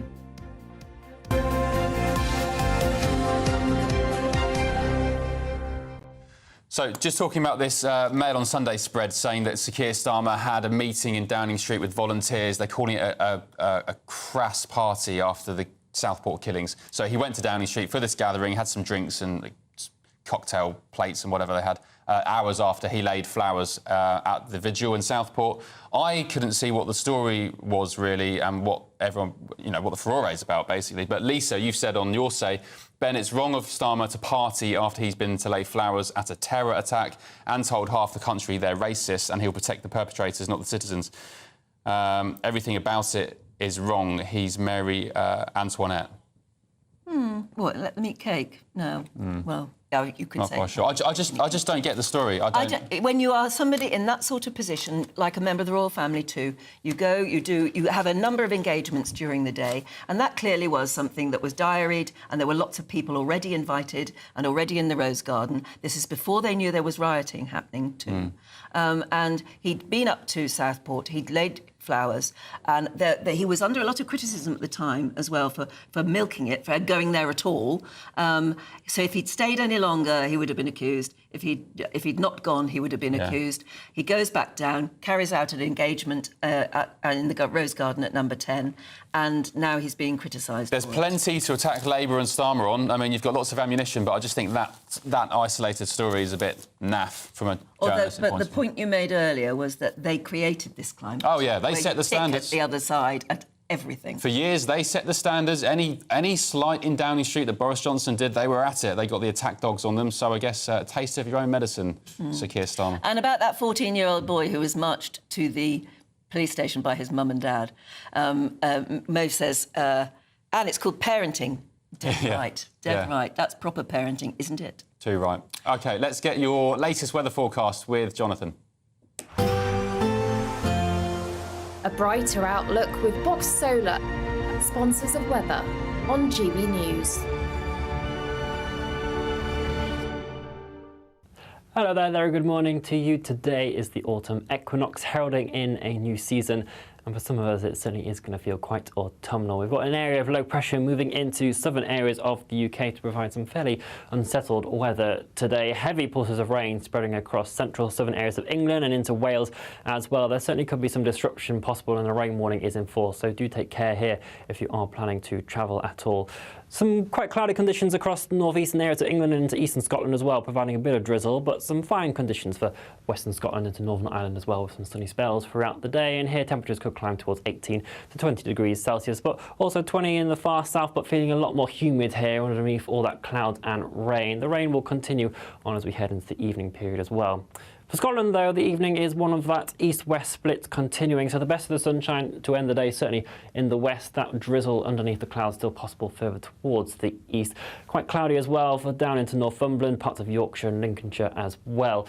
That cloud and rain then across Wales into central areas could still provide some heavy bursts of rain. We might see some thunderstorms developing throughout the afternoon and evening today as well, and that's certainly something to take care of. It will eventually become a bit slow-moving through Wales into the Midlands, and another rain warning comes in force at the start of Monday as well, with further heavy pulses possible as we head towards dawn. It's not going to be a cool night at all, really. Many of us holding up in teens, 14 to 15 degrees Celsius, with that rain still very much in place first thing. There is some uncertainty in regards to the exact positioning of this rain, but particularly eastern Wales into the Midlands up towards north-east England. It is certainly worth taking care during the day. Some very heavy rain is possible, but do stay up to date with the forecast. Some showers developing in the south, whereas it will be a little bit drier further towards the north, but we'll have that band of rain starting to push its way into the far north of Scotland, and that's a sign of things to come, with a northerly wind setting itself in, so things will be turning cooler over the next few days. That warm feeling inside from Boxed Boilers, sponsors of weather on GB News. All right, but if you're getting fed up with the miserable and cold weather to come, there's still plenty of time to grab your chance to win an incredible £36,000 in our Great British Giveaway. That's the equivalent of having an extra £3 a month in your bank account, tax-free for a month for the whole year, which means the next year could be on us. Here's all the details you need on how to win. There's an incredible demand. Good luck.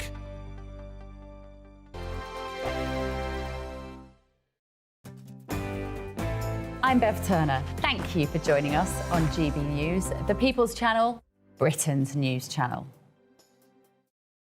Hi there, I'm Michelle Dewberry, and I'm going to take a second to tell you all about my show, Jubes & Co. We start off with the issues of the day. We then bring in both sides of the arguments. We get rid of the disrespect. And then you throw me into the mix. And trust me, I'll tell it exactly how it is. And then, of course, the magic ingredient, you at home. We mix it all together, and what have we got? In my opinion, the best debate show in town.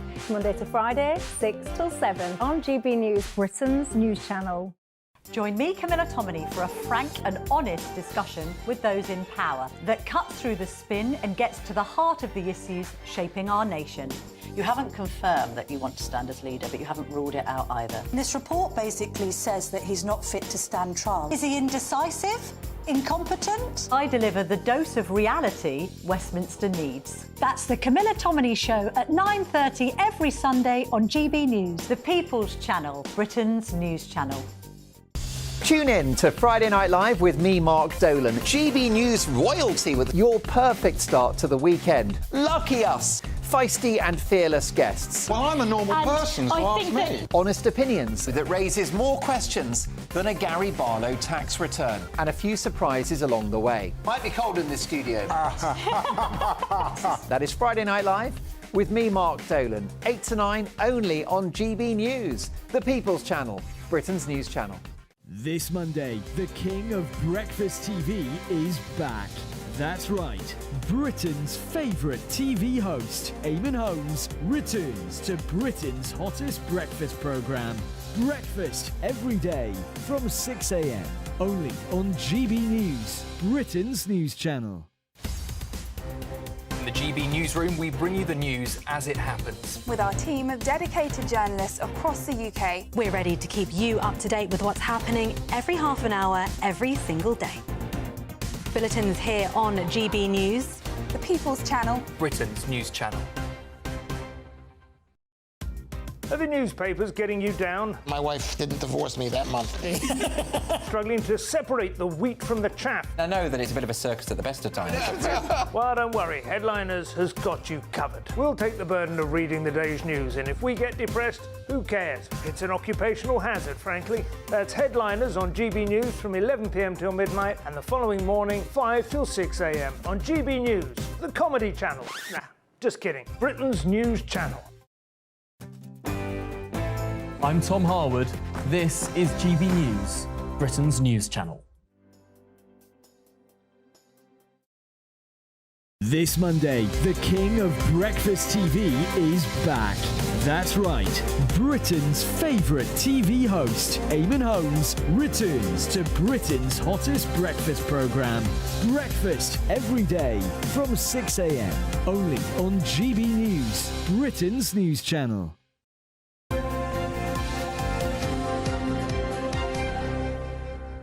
Welcome back. You're watching and listening to Breakfast this morning with Ben and Anne. Very good morning to you. Hope you're well and you're staying dry as well because it's miserable outside. You could, if you're getting a bit bored later on and you've got some free time, tune in to Friends. Do you remember that? It's on somewhere in the world all the time. Probably one of those incredible. Obscure TV channels. It's a big anniversary today because apparently today was 30 years ago was when it first hit the screens. In 1994. Just before, or just after I was born, 89 me. The show ran for 10 series, becoming one of the most popular sitcoms of all time, and it scored numerous accolades, including 62 Primetime Emmy nominations. Joining us now in the studio to talk everything Friends and the big anniversary is showbiz reporter Steph Tetchy and my friend as well. Happy Friends anniversary, guys. Yes, today is quite a monumental day for one of the most incredible sitcoms to ever hit our TV screens. That it's on somewhere in the world. There's millions of people around the world who are watching reruns, watching either streaming of Friends, and it doesn't get boring for people. I think, 30 years later, just that it's such a simple concept. 6 New Yorkers just following their lives and their friendships. It proved a hit with loads of viewers worldwide. The casting was super. It was so incredible, and the thing is, these were all fresh faces at the time. It wasn't like they picked people who were at the top of the game then. And what made them famous is that people were following their journey over this almost 10 years when it was on screen. And it was the chemistry that these characters had both on and off screen that made it so popular with people. And to be honest, even today, I don't think you can have a show like Friends and to recreate that magic that it did on screen. I mean, just looking at it now. Yeah. Apparently, I did read that Lisa Kudrow hated filming that scene in the fountain. She just said her character wouldn't do that. And she was really unhappy about it, and they were made to do it, but actually it's iconic now, isn't it? I think it was such a hit with viewers is because they became our friends as well over the years. Yes. But obviously today is played with a bit of poignancy because, there is one friend that is missing. And the creators of the show, Martha Kaufman and David Crane, saying that today is a bit fraught for both the cast because of Matthew Perry's passing, and he was known as one of the funniest friends, as most people would describe him as, and so today is kind of marred with sadness, and obviously he did pass away from a drug overdose almost coming up to a year ago. Overdose of ketamine. Yeah. And there's what is happening with the cases against the people who gave it to him, for heaven's sake? It's coming to trial soon. There's been 5 people, including his assistant, who have been charged for, providing him with the drugs and for his overdose as well. And I think, when he died a year ago, people just thought, oh, it's just an overdose. But actually, it turns out it's quite sinister. But the creators of the show have said, we don't want to just focus on that. And they're asking fans of the show, actually, to donate to drug treatment centres in his honour and in the show's honour as well. And even more worrying, I think, is this report that we're reading today, that the other friends, the surviving friends, are very worried about Matt LeBlanc, who is... Well, he's gone reclusive. He has. There's been pictures that have been recently seen of him. He's put on weight. He doesn't look like he's in the right place. And, sources are saying it's grief that's taken his toll because him and Matthew Perry were quite close, as you could see with their characters, with Chandler and Joey on screen. So I think he's, out of all of the cast, Jennifer Aniston, she's quite vocal, but Matt LeBlanc, he has been causing concern. So I hope that he can lift his spirits up in time. I felt sorry for Matthew Perry because, of course, you've got to take responsibility for your own behaviour. He chose to take drugs, but at the same time, the details coming out of his death, he was getting rinsed for drugs, Yeah. paying extortionate amounts for, say, I think he was paying $2,000 for a sample of ketamine, which would have cost $10 or $20. Yeah. And these doctors, they were taking him for a ride. And they even joked about it. They were, and he was always quite open about his battles with addiction. And, you know, the show's creator, Martha Kaufman, said she had spoken to him 2 weeks prior to his death, and he was in good spirits. But you never know behind closed doors what's really going on for a lot of these Hollywood stars. And, you know, he was quite vocal about his battles, and it's just sad that it's ended this way. But people can behave like vultures. You know, you've got a man there with a lot of money, maybe not a lot of life experience, and just taking advantage of him. Elaine's been in touch. Morning, Elaine. She says, I've never watched Friends. Please don't rave as if everyone's watched it or is watching it. You've missed something. You can find it somewhere. Just watch one episode, Elaine. Just watch one. I've not seen much of it. Yeah. I mean, I could absolutely reel off the... And it just seems timeless as well. I don't feel like I'm watching a show from the 90s. It still feels very present to today, so... And, well, you know, when they did the reunion programme, they went all around the world interviewing ordinary people who just were saying, these are Chinese people, you know, saying they were my friends. Yeah. You know, I miss them, and they felt really... And a lot of people saying, watching Friends got me through some terrible times in my own life. They were... friends. It was brilliant. And I think they were so lucky, as the cast were lucky to have that reunion 2 years ago, because I think if they obviously waited to today, Matthew wouldn't have been able to join them. OK, but great. They're always there for us. Thank you, Steph. Thanks. Friends should be, OK, still to come. Sorry, Anne. No, you do it. Thank you. Aidan will be here to go through all the latest sport, the boxing, of course, and Arsenal, my team, against Man City a bit later on today. This is GB News Breakfast with Ben and Anne. Back in a sec.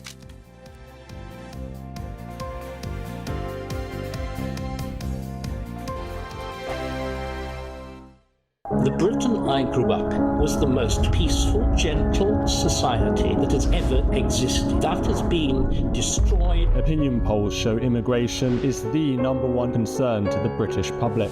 Are you proud to be British? Yeah, I'm ever so proud. My name is Stephen Edgington, and in this documentary, I want to find out how Britain became a nation of immigrants. Immigration, the truth. Available at gbnews.com. Tune in to Friday Night Live with me, Mark Dolan. GB News royalty with your perfect start to the weekend. Lucky us! Feisty and fearless guests. Well, I'm a normal person, so ask me. Honest opinions that raises more questions than a Gary Barlow tax return. And a few surprises along the way. Might be cold in this studio. That is Friday Night Live with me, Mark Dolan. 8 to 9 only on GB News, the People's Channel, Britain's news channel. Hi there, I'm Michelle Dewberry, and I'm going to take a second to tell you all about my show, Jubes & Co. We start off with the issues of the day. We then bring in both sides of the arguments. We get rid of the disrespect. And then you throw me into the mix. And trust me, I'll tell it exactly how it is. And then, of course, the magic ingredient, you at home. We mix it all together, and what have we got? In my opinion, the best debate show in town. Monday to Friday, 6 till 7 on GB News, Britain's news channel. It's Patrick Christie's Tonight, and here we do things differently. It's explaining the absolute madness of this, doesn't it? It's explosive. I mean, this is very good. It's lively. 850. Your government sat there, Sean, and it did nothing. It's controversial. And the Middle East has been in turmoil since before I was born. It's everything you need to kickstart your evening. Everyone's had their Weetabix tonight. I love to see it. That's Patrick Christie's Tonight, weeknights from 9 p.m. Only on GB News, the People's Channel, Britain's news channel. Join me, Nana Akwe, for an informative, interactive news programme with a difference.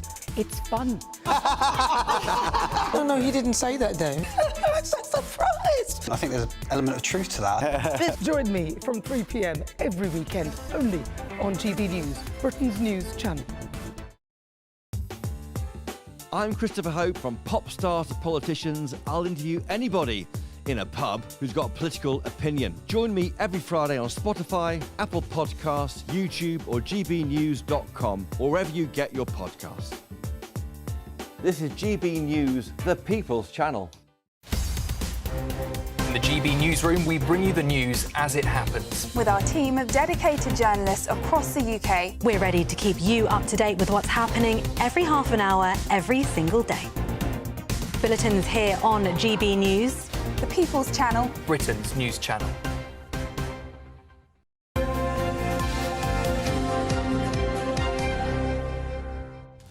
OK, Aidan McGee is back with us to go through all the latest sports news, including Aidan, as an Arsenal fan, taking on Man City today. Are we going to win today at the Etihad?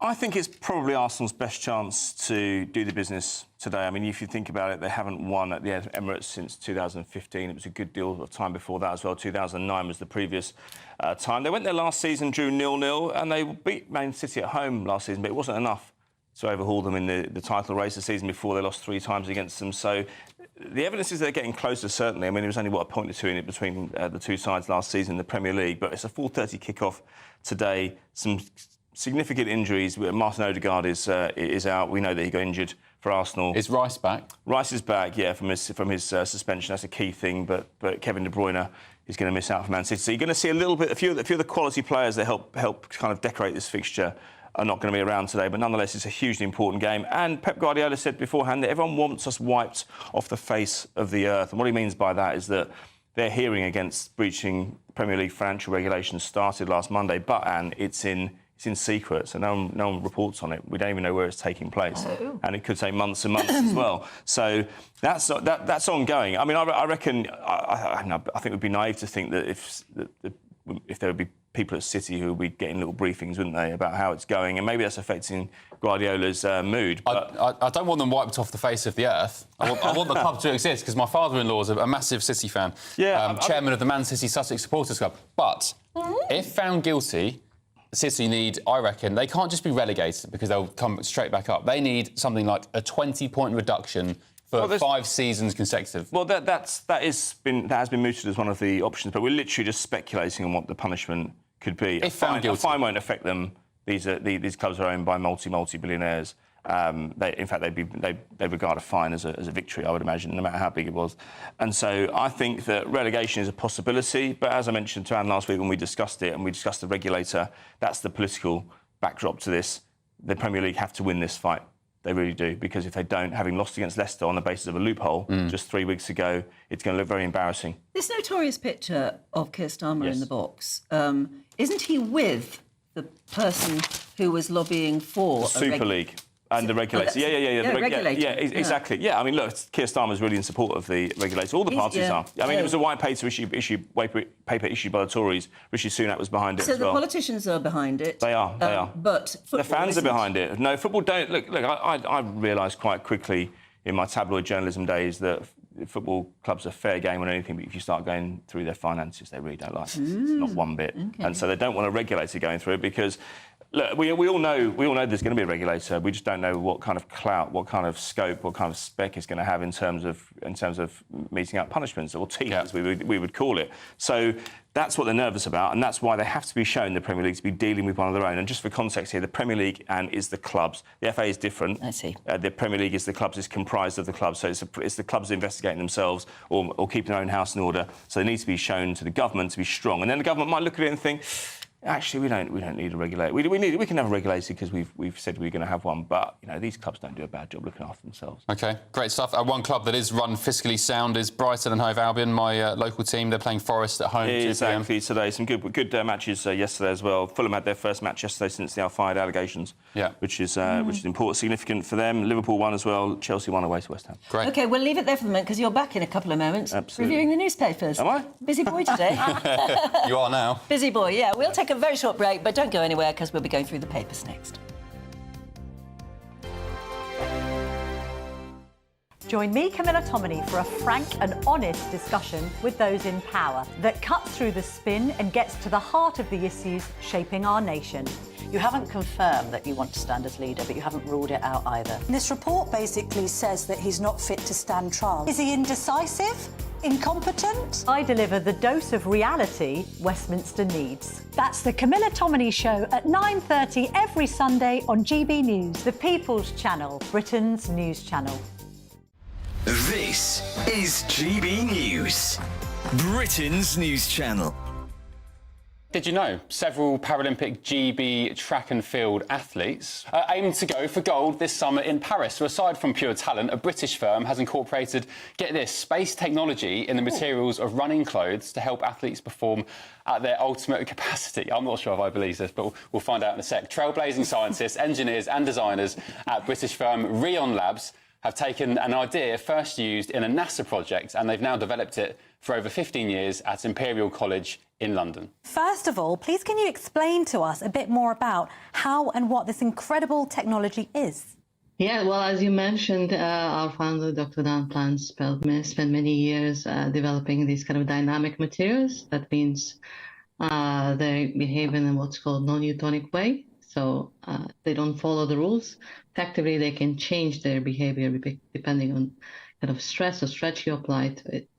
So what you get on an athlete level, if you imagine you have a garment, its supercharger is such that the garment changes its support depending on your movement or your activity or the speed at which you run. So you're saying that it generates, what, more sort of kinetic energy, is that right? Not quite. It makes you effectively make more out of your own energy. Spot the athletes with the wavy curves and stripes, you'll see that. So that's super polymer we have in combination with these stripes that are kind of built around the way your muscles moves. You said the difference between first and fourth place is a fraction of a percent. Yeah, that's the main difference it makes. So even if you manage to kind of make more of your own energy and improve your performance by 1%, that's the difference between podium and non-podium. GB News, the People's Channel. Are the newspapers getting you down? My wife didn't divorce me that month. Struggling to separate the wheat from the chaff? I know that it's a bit of a circus at the best of times. Well, don't worry. Headliners has got you covered. We'll take the burden of reading the day's news, and if we get depressed, who cares? It's an occupational hazard, frankly. That's Headliners on GB News from 11 p.m. till midnight, and the following morning, 5 till 6 a.m. on GB News, the comedy channel. Nah, just kidding. Britain's news channel. This Monday, the king of breakfast TV is back. That's right, Britain's favourite TV host, Eamon Holmes, returns to Britain's hottest breakfast programme. Breakfast every day from 6 a.m. only on GB News, Britain's news channel.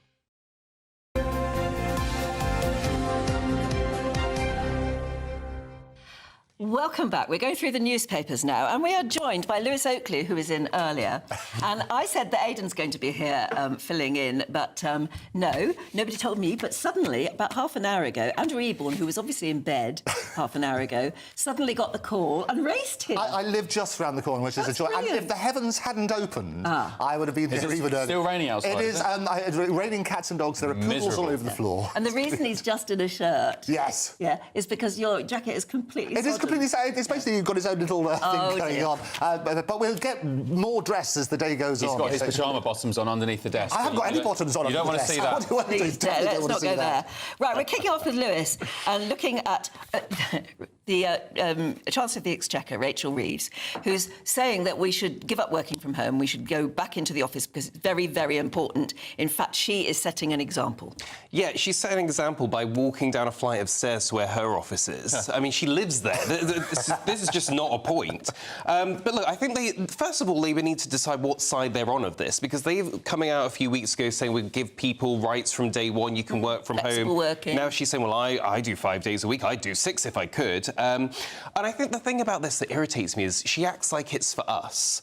It's not for us. If we all go back to the office 5 days a week, that's more money spent on trains, that's more money in the coffers, that's more money spent on £5 sandwiches, all of that kind of thing. And that's what really irritates me about this.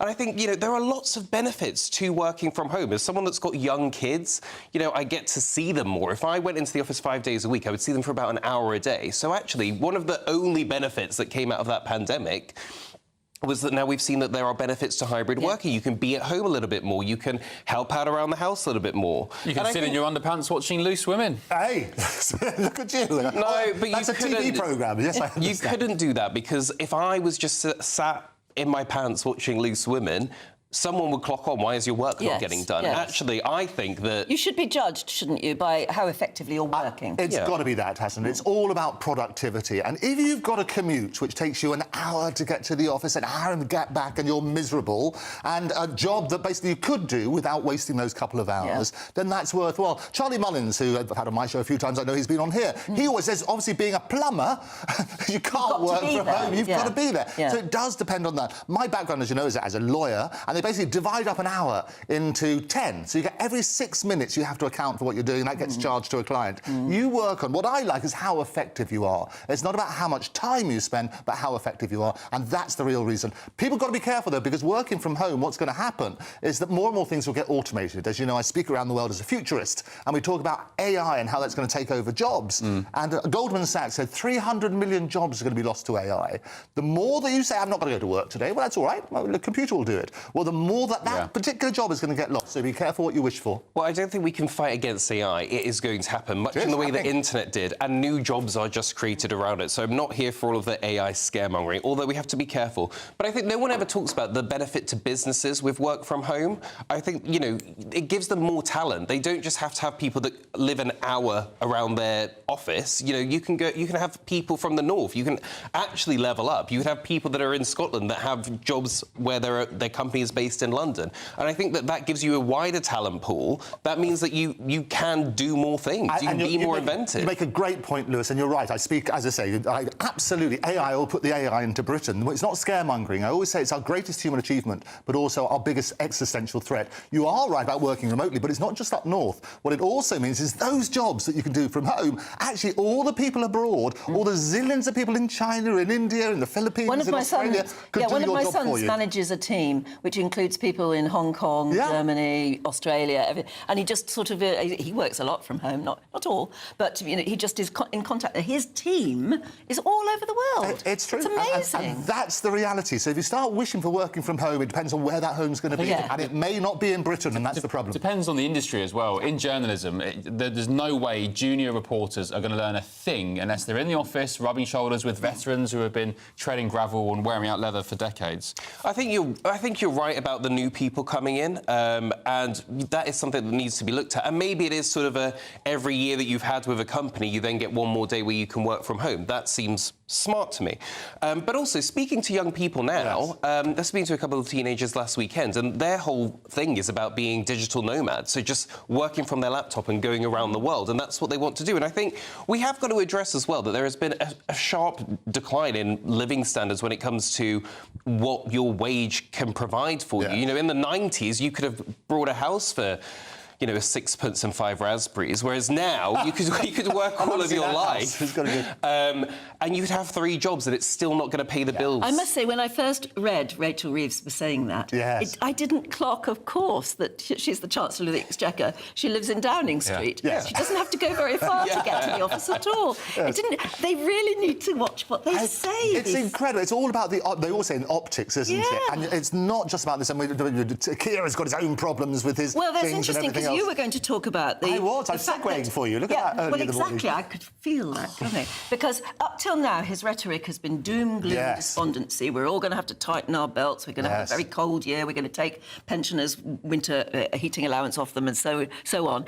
Is he beginning to rethink his rhetoric? Well, I think what's happening, and this is the glorious headline here at the Labour conference, we've got problems, but people will feel better off. Really? Come on. I mean, it's been a horrible week for basically two-tier Keir and his free gear. You work on the Frocky Horror Show and all this sort of stuff, and I think it writes itself, doesn't it?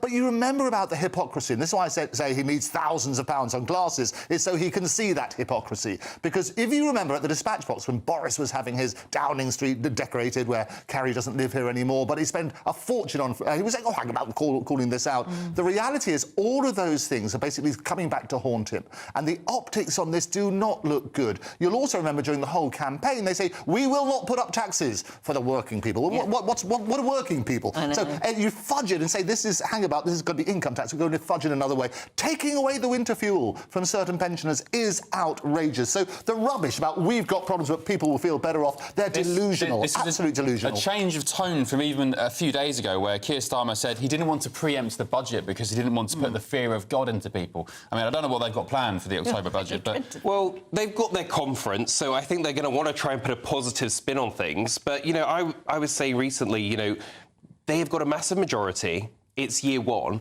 You know, probably if you're a Labour strategist, you're thinking, look, have a horrible first year, do all the hard stuff, so then you've got 4 years to sort of build back up your, but it's all working now, isn't it, guys? There's no point them dragging out the hard stuff for 5 years. They may as well do it all now, no matter the optics. I guarantee, Lewis, if you had an election tomorrow, they would not get back in power. The disappointment, the rating, the popularity rating has plummeted. But the thing is, Andrew, they didn't win because people were allured to them. They won the election because people on the right hated the Tories. There's a split of the vote. It was a negative vote, yeah. They didn't win on merit. They've got a massive majority, but they got a lower vote share than, say, Corbyn did. He did. It was much less. So, Absolutely. yeah.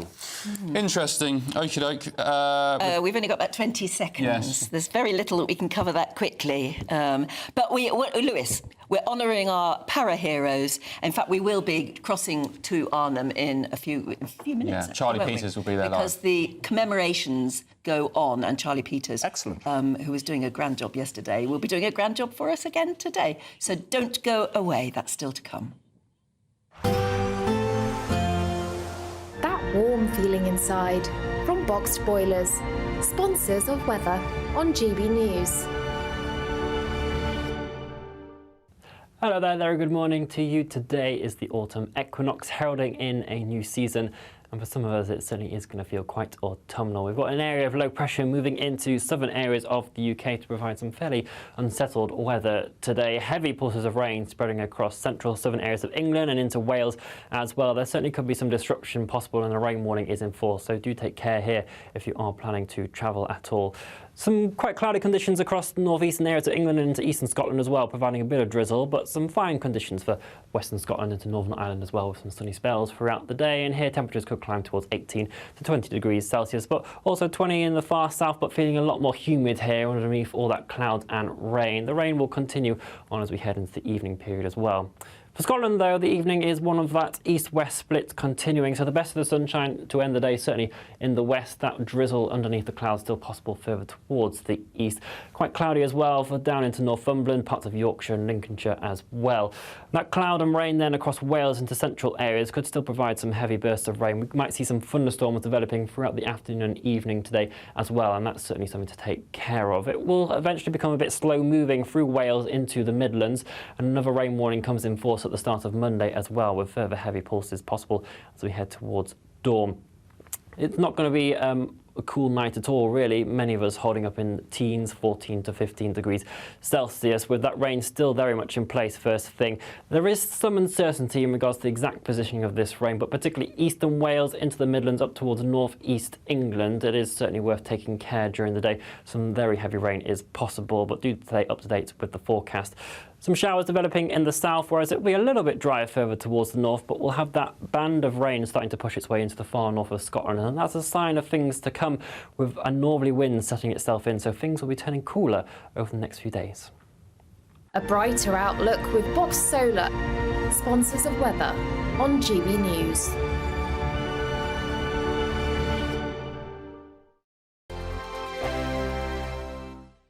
Good luck. I'm Christopher Hope. From pop stars to politicians, I'll interview anybody in a pub who's got a political opinion. Join me every Friday on Spotify, Apple Podcasts, YouTube or gbnews.com, or wherever you get your podcasts. This is GB News, the People's Channel.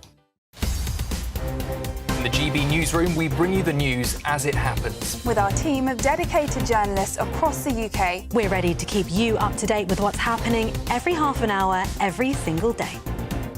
Bulletins here on GB News, the People's Channel, Britain's news channel. If you want your news to be straight talking... This is the nightmare for the Conservatives again. Down to earth. It's not just Nottingham where this is happening, is it? And most importantly, honest. Hard-working, middle-class taxpayers, they'll get their book thrown at them. They catch me, Martin Daubney, Monday to Friday, 3 till 6 p.m. on GB News, Britain's news channel. Mark Dolan tonight is your weekend dose of news, debate and entertainment. This sounds like a wild conspiracy theory. Don't miss My Big Opinion. Mark Meets and My Take at 10. Democracy is a funny old thing. And we don't do boring. Not on my watch. I just won't have it. Let's go and get another glass of that bubbly. You've earned it. That's Mark Dolan tonight, Saturday and Sunday, 9 to 11, only on GB News. The People's Channel, Britain's news channel. This Monday, the king of breakfast TV is back. That's right. Britain's favourite TV host, Eamon Holmes, returns to Britain's hottest breakfast programme. Breakfast every day from 6 a.m. Only on GB News, Britain's news channel. I'm Andrew Pearce. This is GB News, the People's Channel, Britain's news channel.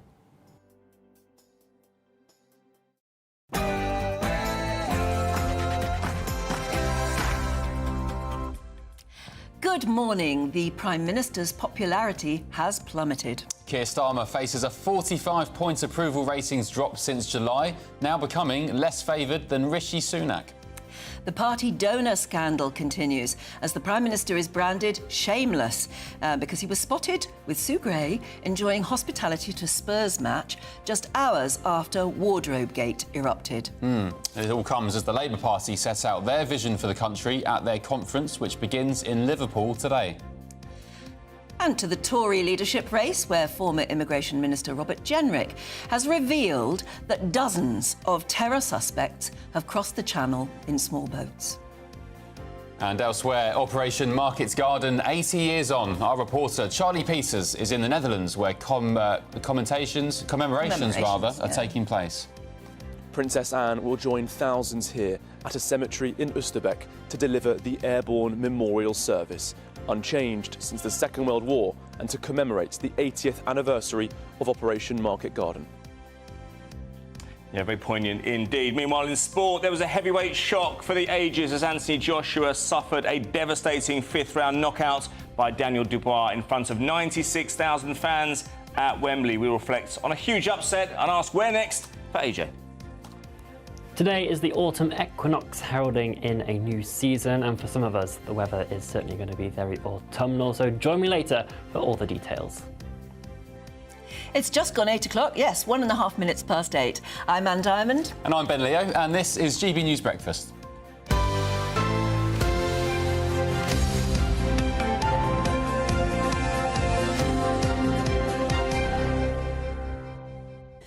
Yes, the commemorations go on in Arnhem.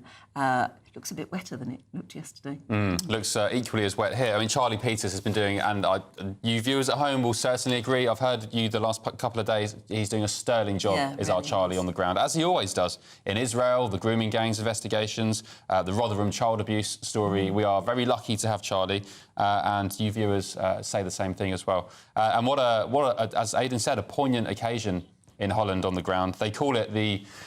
well, they refer to it as the sort of alternative D-Day, which instead of victory, we lost. The Allies lost, but it's still important to remember the sacrifice and the bloodshed that happened there. Thousands of people dying. Yeah, they really did. It affected an entire generation back here at home. I was telling the story yesterday of how my teachers... I was taught by a generation of teachers who'd lost their husbands and lovers at Arnhem. Wow. And Miss McLennan, who taught us A-level French, we always wondered why she was such a funny old bird. She really was. And we used to make fun of her when we were younger. When we got older and went into the A-level stream and she taught us, she gave away the fact that she lost her lover. I think it was fiancé. They were going to be married very shortly afterwards.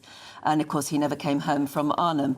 And the rest of her life was coloured by that completely. She never fell in love again. Aww. And she used to teach us French poetry. And she got very tearful. I think she said that's what guided her to France, because she went to live in France for a while because he'd lost his life over there. And that's why it got her into French and poetry. And she just became a human being. But she, like so many women that age, you were always taught by a Miss somebody. And they had because they were widowed. They were widowed, or they'd lost a generation of men. Yeah. Well, Charlie Peters will be on the ground in Arnhem today. We will be going live to him this morning.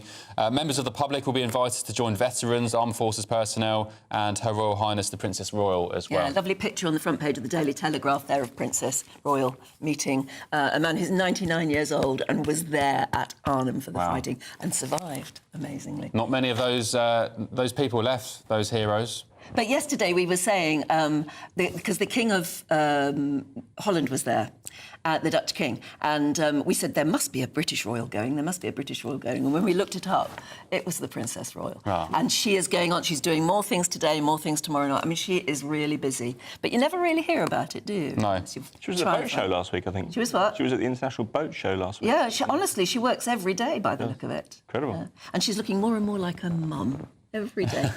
Picture. Yeah, head down, work hard. Oh, yeah. OK, let's focus on UK politics now, where the Prime Minister, believe it or not, has suffered a 45-point drop in approval ratings since July. And that's according to a shock new poll, not from the likes of the Daily Telegraph or any right-wing publication, but from the left-leaning Observer newspaper. And that puts him below Rishi Sunak. And, of course, this all comes as the government is embroiled in the freebie scandal. And the Labour Party is due to start their conference, though, today in Liverpool. What are they going to say? Elsewhere in politics, leadership hopeful and former Immigration Minister Robert Jenrick has revealed dozens of terror suspects have crossed the English Channel in small boats. And he claims that individuals we know are linked to Islamic State and Al-Qaeda have simply waltzed right into Britain. OK, GB News political correspondent Olivia Utley joins us now from the Labour Party conference in Liverpool. Good morning, Olivia. This popularity poll for Sir Keir Starmer, devastating, and I guess coming at the worst possible time as the Labour conference kicks off today in Liverpool. Well, absolutely. I mean, we're pretty used to seeing devastating popularity polls for prime ministers in recent years. Boris Johnson, Liz Truss and Rishi Sunak all saw their fair share of them. What is very, very different about this one, of course, is that Keir Starmer won an enormous majority in the House of Commons just 3 months ago, just 4 seats short of what Tony Blair achieved in 1997. And to put this popularity rating into perspective, Keir Starmer is on minus 26. Rishi Sunak is on minus 25, so the leader of the opposition is more popular than the Prime Minister who was elected just 3 months ago. When Tony Blair won that general election in 1997 with a similar size majority to Keir Starmer, his popularity rating was well into the positive figures. And Boris Johnson, who was always a bit of a Marmite figure, even in his heyday, even when he was at his most popular, he was on about 0 3 months after that 2019 general election victory, which of course wasn't nearly as big in scale as the victory that Keir Starmer has just achieved. So this is not good news for the Prime Minister. And as you say, it comes at the worst possible time, just as Labour head into party conference. It feels as though the Labour Party has been embroiled in scandal after scandal over the last few weeks. There is, of course, Freebie Gate, which we've all been talking about for days now, and it looks like we're going to carry on talking about it because although Keir Starmer has now made a big U-turn, he has said that he won't be receiving any more free clothes. Day after day, there's another story about things that he has received from donors over the last few years. So that story doesn't seem to be going away. At the same time, you have this story about Sue Gray and the amount she's paid, £170,000. That's £3,000 a year more than the Prime Minister. Now, that raises a couple of issues. One of them, of course, is if Sue Gray is earning more than the Prime Minister, then who exactly is running the country? That's what a lot of people in Whitehall are asking at the moment. The other issue, and perhaps this is more important for Keir Starmer, is that there are lots and lots of special advisors who are really peeved that Sue Gray is earning so much. Some of them are now earning less than they were earning when they were in opposition. And if you've got that really bad mood around the Prime Minister, even if it doesn't feed out too much wider into the country, then that is not good news for such a newly elected Prime Minister. I mean, clearly there are people within Number 10 leaking these stories, and he has vowed that he is going to find out and get rid of the leaks. But surely he should be looking at the reason why, just a few weeks into his new government, there seems to be such discontent amongst his own staffers, some of those spads that you mentioned, such real worries, concerns about Sue Gray. Well, some of them plainly hate her, don't they? Is she becoming a liability to him?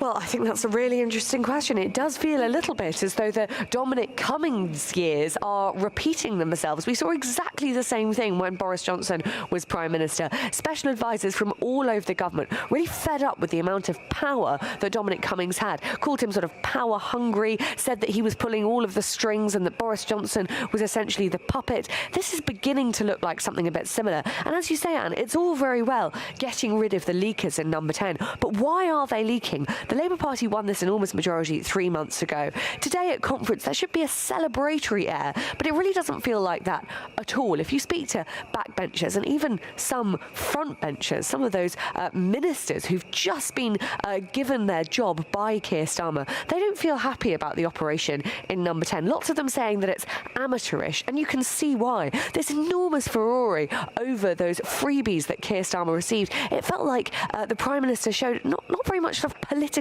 nous, something that Rishi Sunak was also accused of in recent months. And I think that's a problem which is going to stick by the Prime Minister. It'll be fascinating to see how this conference develops. Will we get that sort of celebratory air, or will there just be murmurings behind the hands, whispers that the Prime Minister isn't doing a good a job as people were expecting? Olivia, the Telegraph reporting a couple of days ago that a senior Starmer ally inside Number 10 told the Prime Minister to get an effing grip on the leakers because it was going to bring down his government. Can we just very briefly talk about Robert Jenrick? He's warned, of course, that he's the Tory leadership frontrunner. He's warned that Al-Qaeda and Islamic State terrorists are crossing the channel in small boats, are indeed terrorists. I mean, not surprising news to most of us, I guess. Well, it's sort of shocking news, but as you say, not exactly surprising. Why? Because the people who are coming here on small boats are, by very definition, just totally unregulated. Lots of them actually, if they have documentation on who they are, they throw it into the channel on their way over because they think it's more likely, and they're probably right, that they will be accepted as a refugee in this country if they have no proof at all of where they've come from or who they are. Some of them, of course, claim to be younger than they are when they arrive in this country in order to get a child visa for living in the UK. So the idea that some of these people could possibly be terrorists doesn't seem very far-fetched at all. Well, why is Robert Jenrick talking about it now? Quite simply because the Conservatives aren't in power anymore. Addressing the small boats issue is notoriously difficult. Unless you have some sort of strong deterrent programme, as the Rwanda programme was supposed to work like that. Of course, it didn't work like that at all. Then you do just have an endless flow of people wanting to come to the UK, and there's no real way of stopping it. That's what the Conservatives learned when they were in office over the last 13 years, and it's what Keir Starmer and his government are learning the hard way now. But what you're seeing now is someone like Robert Jenrick, who just a few months ago was an immigration minister, now sort of sticking the knife into Keir Starmer and pointing out just what an enormous problem this is for the new government. Absolutely. They've got quite a few enormous problems on their plate, but they wanted the job. Thanks very much indeed, Olivia. It's going to be an interesting day, the first day at the Labour Party conference. Yeah, Olivia will be with us all throughout the day on GB News with the latest, including Angela Rayner's speech at around, was it 11:20? So that'll be interesting. OK, let's turn our attentions to the Netherlands now, where thousands have gathered to commemorate the 80th anniversary of the Allied operation to take the bridge at Arnhem, dubbed Operation Market Garden. Yes, this includes veterans and armed forces personnel. Princess Royal there too. They're going to gather to honour the sacrifice of those who took part in what was such a daring offensive of World War II. It should have succeeded. It just didn't at the last bridge, and that was Arnhem. Well, let's cross live now to Arnhem at the Airborne Museum Hartenstein in Oosterbeek, the Netherlands. I think my pronunciation is on point there. And speak to Charlie Peters, our national reporter, who's on the ground. Good morning, Charlie. Thanks for joining us. It's your second day there. Yesterday, very touching, very poignant. Some great reports from you. What's happening today? Morning, Ben. Third day here after attending the first commemorative event on Friday evening at the John Frost Bridge. Yesterday, we saw those parachute drops at Ginkle Heath.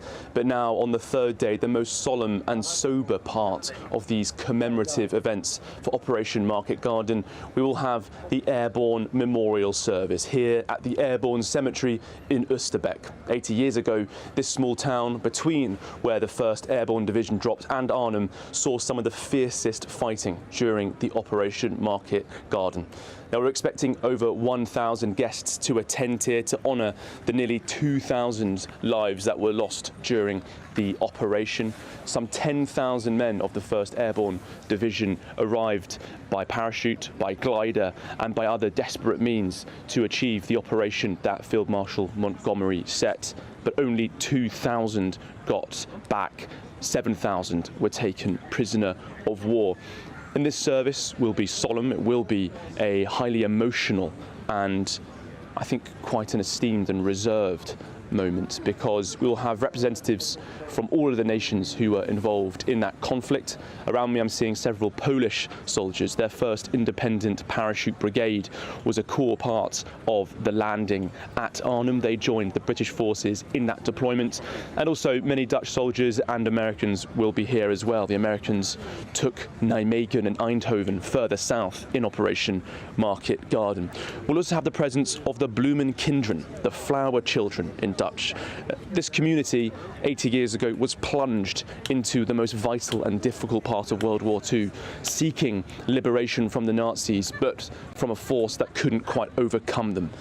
They took the men to their hearts. Some of those men were left behind. Graves were being tidied by this community before the war stopped. The local people guided veterans when they came back to see their colleagues who had been buried.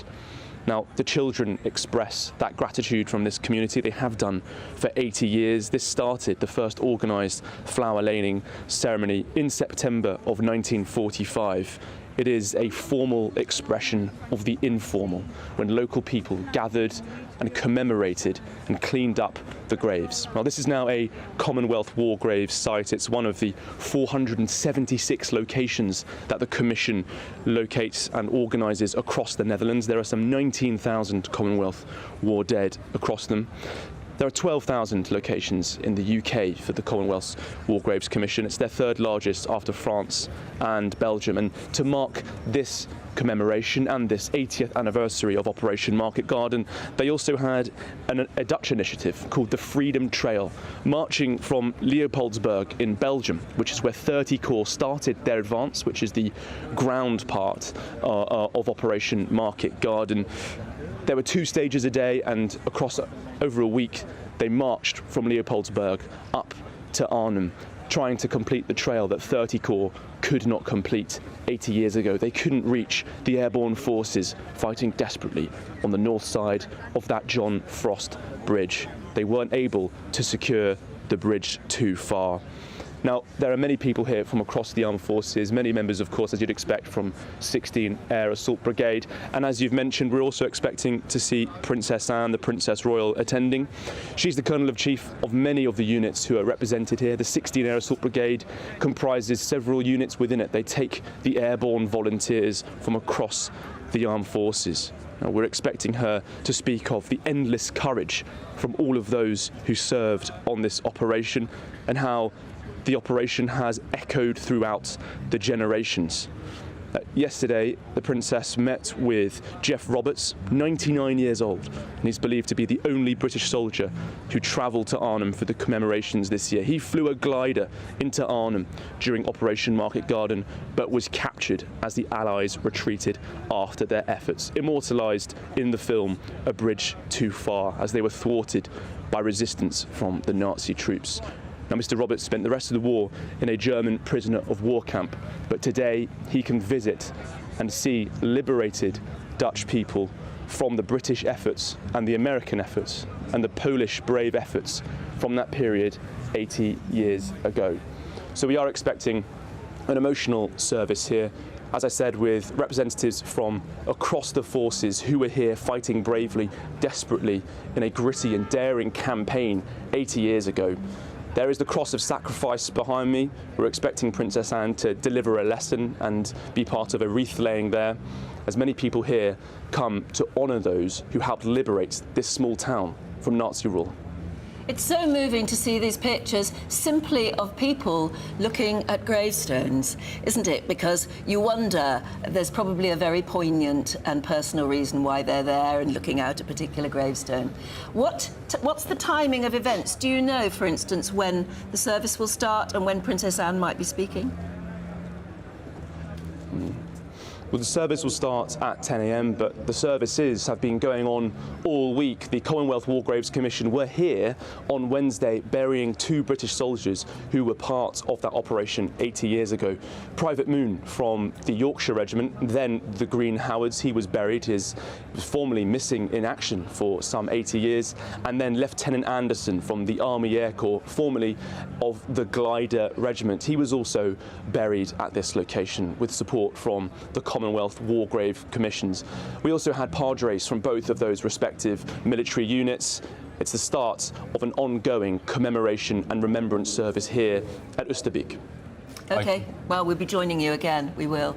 It's very, very moving to hear that. Thanks, Charlie. Yeah. Some of you on your say have said, Ben, the Allies didn't lose Market Garden. Several objectives were achieved. The British and Polish paratroopers who were tasked with taking the bridge at Arnhem were overwhelmed by 2 German panzer divisions, which the paratroopers didn't know were there. There were also other issues which sealed the fate of these guys at Arnhem. But yeah, making the point, we didn't lose it as such. We still made progress.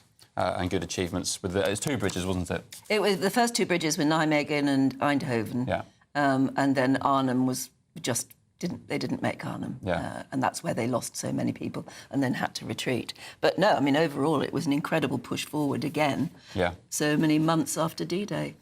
Yep. Incredible when you look at the gravestones and you think, you know, what that represents, young gives men. Gives me goosebumps. It does me. I think it does with everybody watching at the moment. But we'll be rejoining Charlie Peters a bit later on. Shall we have a look now at some of the other stories coming into the newsroom this morning? Prosecutors at the CPS have admitted that they twice failed to bring charges against Mohamed Al Fayed. The former Harrods boss stands accused of being a serial predator who raped, sexually assaulted and threatened women over decades. The lawyers have now been contacted by more than 150 women, survivors, some of them, witnesses, some, in 2 days since a documentary carried out the accounts of 5 women who alleged he raped them and some 15 others who alleged sexual assault. Elsewhere in the boxing, Daniel Dubois has retained his IBF World Heavyweight title with a 5th-round knockout of Anthony Joshua. Joshua was aiming to become a 3-time World Heavyweight champion at the expense of IBF title holder Dubois in front of a packed, star-studded crowd at Wembley last night. But Dubois came out firing from the off. A massive right hand drops AJ in the opening round. And a 14-year-old boy who was caught up in the post-Southport riots was so sternly told off by his parents that police and prosecutors say they're not going to take any further action against him. The Director of Public Prosecutions, Stephen Parkinson, has said the anger of the mother and father who marched their son to a police station after discovering he'd taken part in the disorder was more effective than any action the criminal justice system would have taken.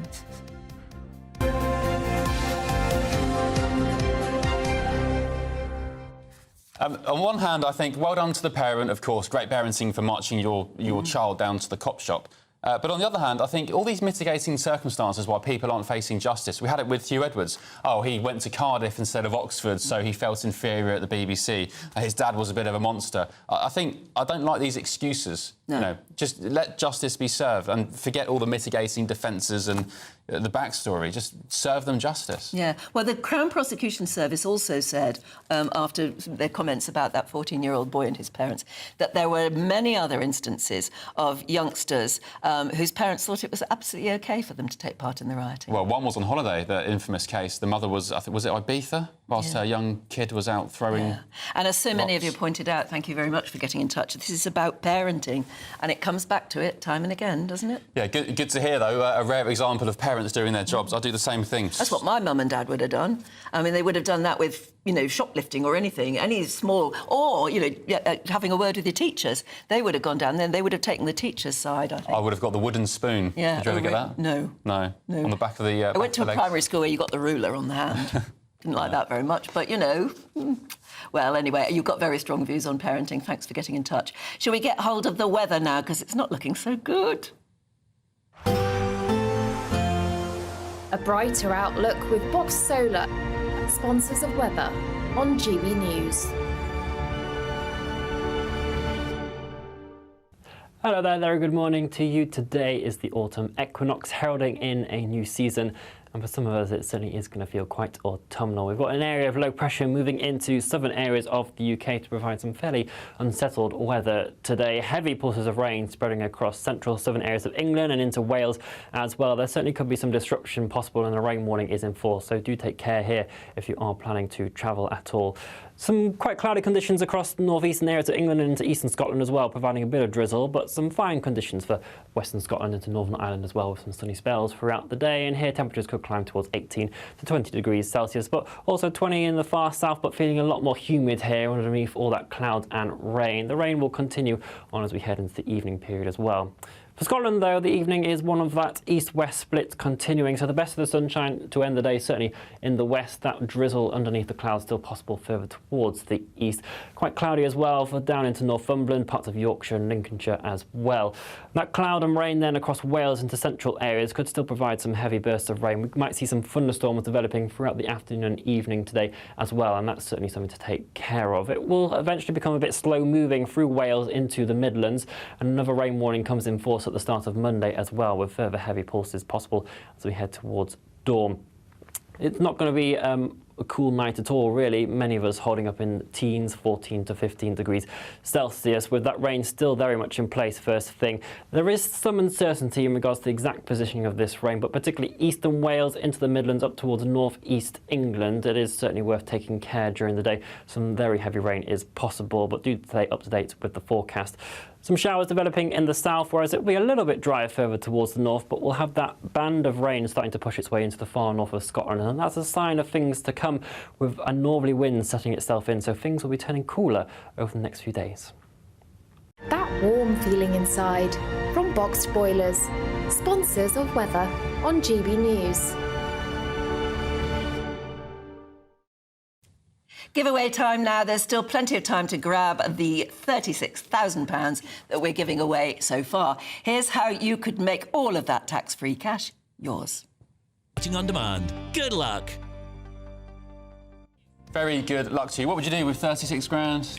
Oh, well, oh no, I've got plenty of plans. Plenty of plans, but sadly we can't even take part in the competition. Posh holiday, I reckon a cruise. I'd reckon 36 grand's worth of cruises for me. I'm not sure how long that would last me, but anyway. It wouldn't last that long, funnily enough. No. Oh, well, Cruises are very expensive. Good luck to you at home. Enter. It's a great prize. But still to come today, we'll be discussing the Home Secretary's new plans to tackle violence against women and girls. And it includes, not sure on your thoughts on this, it includes putting domestic support workers in 999 control rooms. I think it sounds like a good idea, but we'll be investigating in a couple of moments. Sunday with Michael Portillo from 11, only on GB News. Janis Joplin shot to fame in 1967, but after releasing 3 albums, she was dead 3 years later at the age of 27, having overdosed on heroin. Yes, very, very brief life, but towering influence. People like Pink in the modern day have said that she is the influence. But she was around so briefly, I guess, burned very brightly and a very troubled soul. And what we've got is A Night with Janis Joplin, the musical. And I think a lot of the problems, it's been getting very mixed reviews, and I think the problem is with this subtitle, the musical.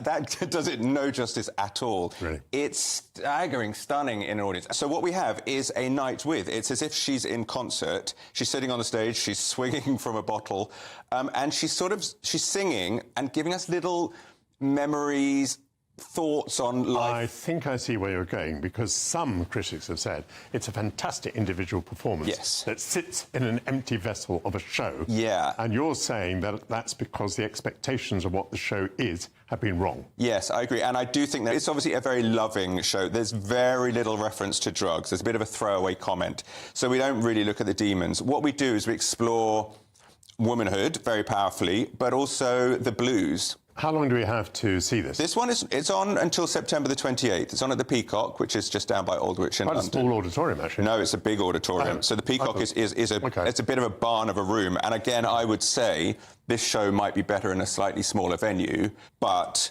I cannot recommend the performances highly enough. GB News, the People's Channel. Tune in to Friday Night Live with me, Mark Dolan. GB News royalty with your perfect start to the weekend. Lucky us! Feisty and fearless guests. Well, I'm a normal person, so ask me. Honest opinions that raises more questions than a Gary Barlow tax return. And a few surprises along the way. Might be cold in this studio. That is Friday Night Live with me, Mark Dolan. 8 to 9, only on GB News, the People's Channel, Britain's news channel. The Britain I grew up in was the most peaceful, gentle society that has ever existed. That has been destroyed. Opinion polls show immigration is the #1 concern to the British public. Are you proud to be British? Yeah, I'm ever so proud. My name is Stephen Edgington, and in this documentary, I want to find out how Britain became a nation of immigrants. Immigration, the truth, available at gbnews.com.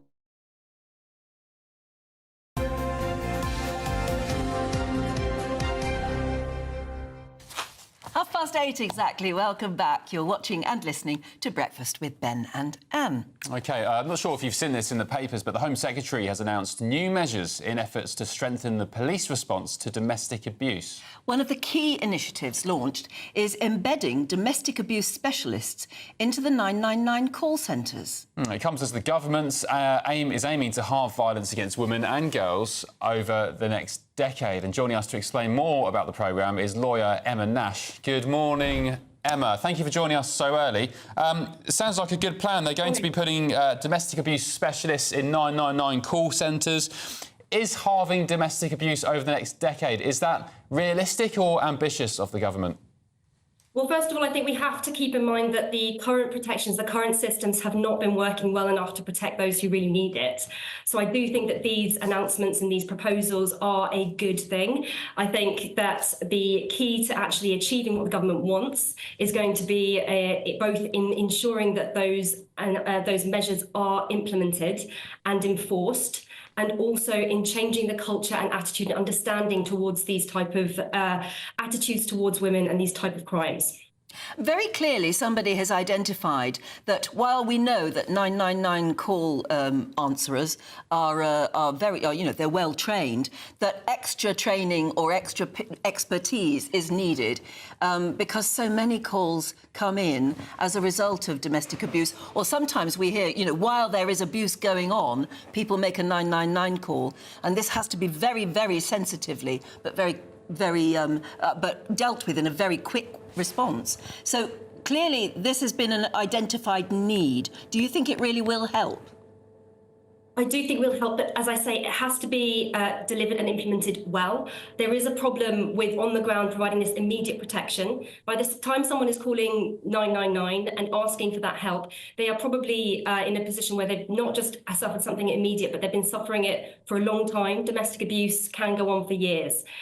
So it's a huge thing that they're actually reaching out and they need to be taken seriously. And identifying that is not happening, or it is not being dealt with appropriately, or steps aren't being taken that is leaving them at risk. Anything that is going to help the people on the ground, the police who are there, to ensure that those people are safe has to be a good thing. As I say, we know it's not working well enough at the moment. In some occasions, Emma, it does take tremendous courage and bravery for women and girls to leave abusive relationships, both physically and psychologically. Have you got any practical tips you can hand out to our viewers this morning on how perhaps people who are suffering domestic abuse could find safety? There is support out there, and I think that there can be a lot of shame and a lot of concern about and uncertainty. Domestic abuse is complex. It's not just violence. It is, as you said, it's psychological, and it often there's an amount of ensuring someone is dependent on you. So actually knowing that you've got that support and you can reach out.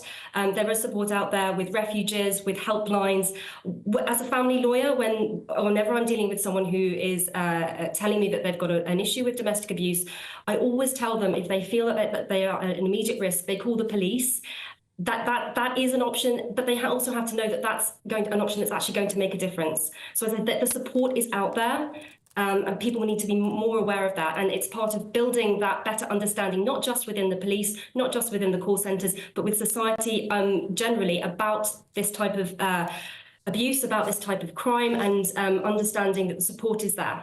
Because it's such a big problem. I don't think many people realise it unless they suddenly become involved. But whenever I've interviewed chief police officers over the years, and you always ask them, is there one particular thing you would really like to get a hold of and solve the problem? They always say domestic abuse. And there are lots of schemes, aren't there? I mean, I gather there's lots of even toilet paper in ladies' loos in hospitals and places like that often have an emergency number on every bit of toilet paper. There's the red dot scheme where you can put a red dot somewhere and it's a secret signal to somebody that, hey, I can't say it out loud, but I am suffering in this way. There are all sorts of schemes going on, but having an expert on the line just when they might be at the biggest point of crisis does sound like a good idea, doesn't it? Are the staff there available? Well, that's good. That's what we're going to find out. These are grand ideas. These are great ideas, but they are going to have to be implemented well. The government's have to going to follow through on that, and not just follow through on these protections that are going to provide immediate safeguards, immediately provide additional safety for people who are immediately in danger, but also in the longer term. Another part of the announcement is these domestic abuse orders with up to 5 years in prison for breaching them. Now, we've talked about the justice system today already, but if we're not able to follow through with that and address the wider problems within those systems, then it's not going to be effective. So it's all going to be about making sure that these announcements are properly implemented. They should make a difference. OK, Emma Nash, you're the partner at specialist family law firm Radin Solicitors. Thank you very much. If you or anyone at home is suffering domestic abuse, there's lots of places you can go. Women's Trust, they offer free counselling and mental health support. That's womenstrust.org.uk. There's Women's Aid, which is womensaid.org.uk, and also Refuge, as Emma just mentioned then, the domestic abuse We'll make sure charity. those numbers are put on our website as well, and you'll be able to access them that way. I must say, one of the worrying things, though, is you hear of the recently released prisoners on the early release scheme. It's incredible. I mean, one I read about, but I think there are many more than one, nearly killed his wife, and that's why he'd been in prison. And he's been let out early, so he's free. And the police said, we're going to have to ring her and tell her he's out. And that will be her worst nightmare. Yeah, there was another case, a very similar case, where the victim didn't even get a phone call. She got a letter saying, by the way, sorry to let you know, but your abuser is coming out of prison imminently. Such a good idea, that one, wasn't it? Mm. OK, well, let's see how Labour get on with that. It's something to be admired. If they can halve domestic abuse against women and girls over the next 10 years, good luck to them. Fingers crossed. Yeah. OK, still to come, we're finding out about that big match, that boxing match I meant. Did you call them matches? Fight. Yeah, the big fight last night, yeah. Finding out more from Aidan McGee. Welcome to State of the Nation, daily plunge into the stories shaping our country. I'm Jacob Rees-Mogg, and Monday to Thursday we bring you the insights, the facts, the truth about how our country is being governed. Because what happens in Downing Street matters down your street. Tune in to State of the Nation every Monday to Thursday, 8 to 9 o'clock. Only on GB News, the People's Channel, Britain's news channel. Hi there, I'm Michelle Dewberry, and I'm going to take a second to tell you all about my show, Dubes & Co. We start off with the issues of the day. We then bring in both sides of the argument. We get rid of the disrespect, and then you throw me into the mix. And trust me, I'll tell it exactly how it is. And then, of course, the magic ingredient, you at home. We mix it all together, and what have we got? In my opinion, the best debate show in town. Monday to Friday, 6 till 7 on GB News, Britain's news channel. This Monday, the king of breakfast TV is back. That's right, Britain's favourite TV host, Eamon Holmes, returns to Britain's hottest breakfast programme. Breakfast every day from 6 a.m. only on GB News, Britain's news channel. Join me, Nana Akwe, for an informative, interactive news programme with a difference. It's fun. No, he didn't say that, Dave. I'm so surprised. I think there's an element of truth to that. Join me from 3 p.m. every weekend, only on GB News, Britain's news channel. We're Proud to be GB News, the People's Channel. And as you know, we always love to hear your views. Now, there's a new way of getting in touch with us at gbnews.com/yoursay. By commenting, you can be part of a live conversation and join our GB News community. You can even talk to me, Bev Turner, or any of the members of the GB News family.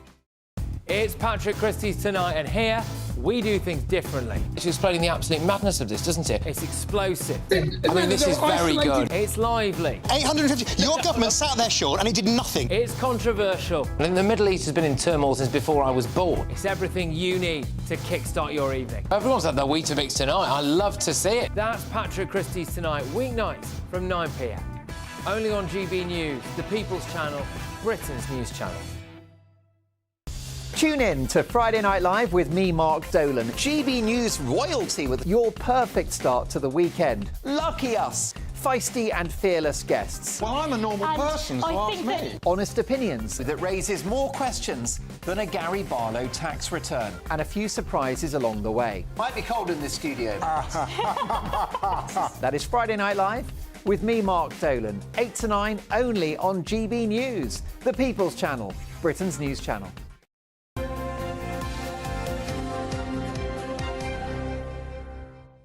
Welcome back. You're watching and listening to Breakfast with Ben and Anne. My debut presenting with you today. It is, it's been yes. a right pleasure. It's been lovely. Yeah, absolutely. Very nice. I think the viewers are... I'm sorry, however, during the break you were dealt with an Aidan McGee dad joke. Oh, yeah. Don't want to repeat it, Aidan. Yeah, Why not? Yeah, well, I went to a bakery just near where I live, and the prices of the cakes have gone up a little bit. And one was... I had my eye on two of them.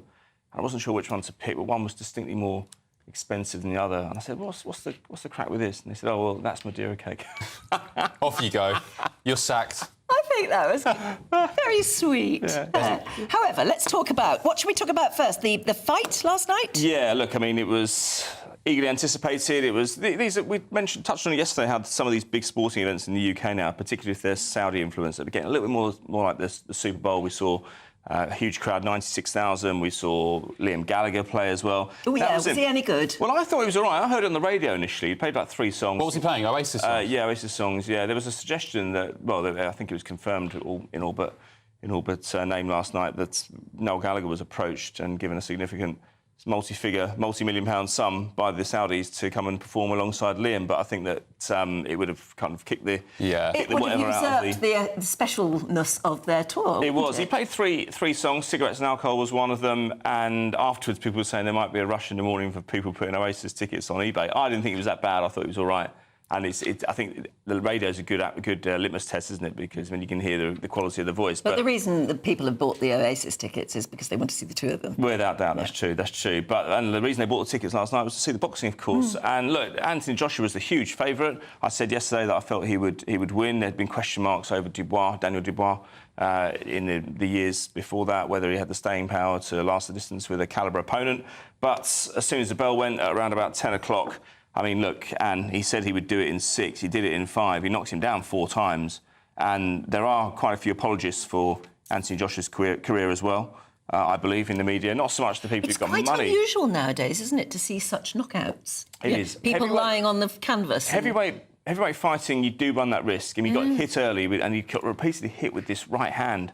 He didn't adjust to it very well. And Dubois looked... I mean, that's the best heavyweight performance I've seen. And Aidan, the way AJ was finally knocked out, he bent over like a pretzel. To his credit, did try to get up again, but he was folded over. And I thought, people gave him credit for getting back, and yeah, he does deserve credit for that. But it was so one-sided. Do you get paid more the more rounds you last? No, you don't. Oh, right. You don't. No, I mean, how do they calculate then? Is it just who wins and who loses? I mean, well, no, you get no. Actually, no, not at all. Isn't it? It's done on pay-per-view, but you get a share of the purse in advance. So, and I must confess, I haven't done my homework. You did set me a task, didn't you, to find out how much was earned last night? Yes. I'll let you know next week. So I haven't done my homework. I'll get a slap on the wrist. I think it was near, depending on pay-per-view results, I think it was near maybe 20 million for Joshua. Dubois got a lower cut. Yeah, so it doesn't depend on who wins. There's no prize in that regard. The prize is that for Daniel Dubois, it's life-changing now. I mean, he's become an elite sportsman overnight.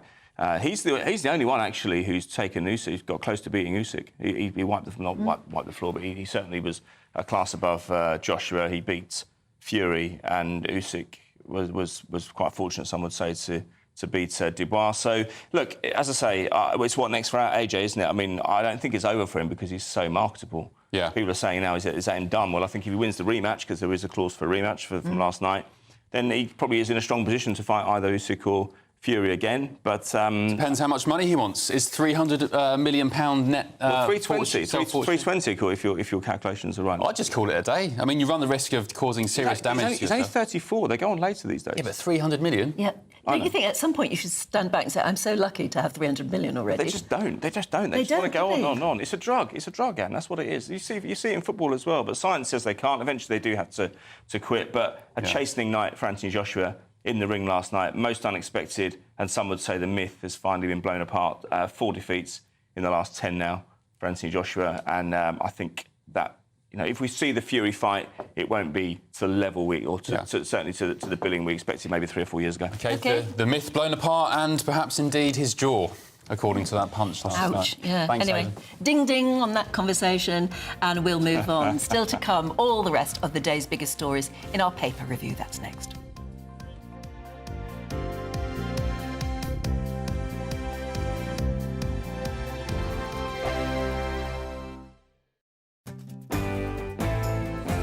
I'm Emily Carver. This is GB News, Britain's news channel.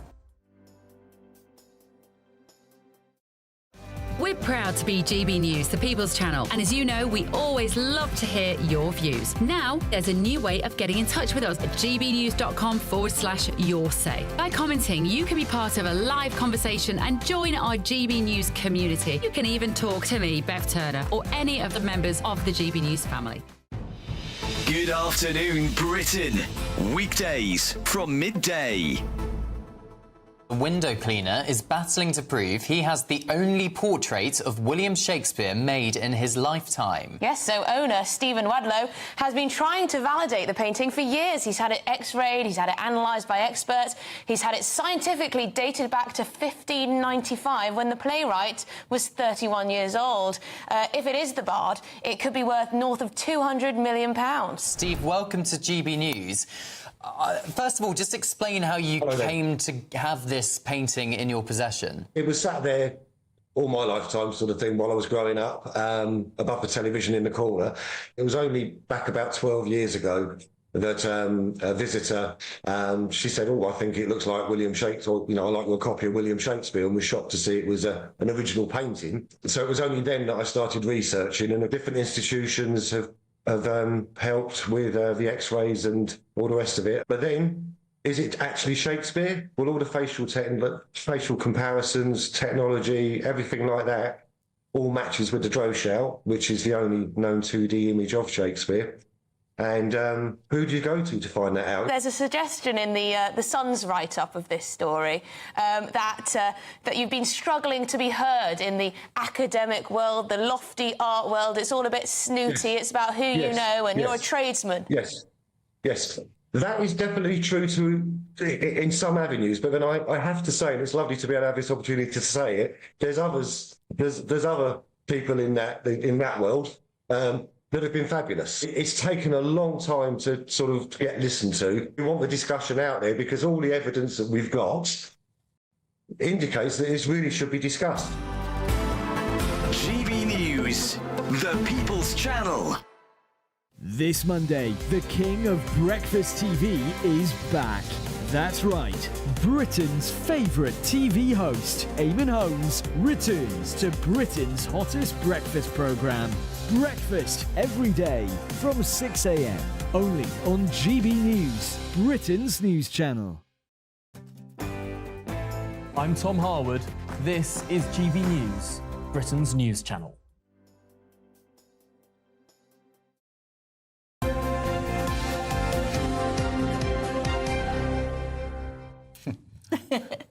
Hello, welcome back to GB News Breakfast with me, Ben Leo, and of course Anne Diamond. And we're also joined by Andrew Eborn in the studio and Lewis Oakley to go through the latest. Lovely to be back. Thank you very much. What do you want to start with, Lewis?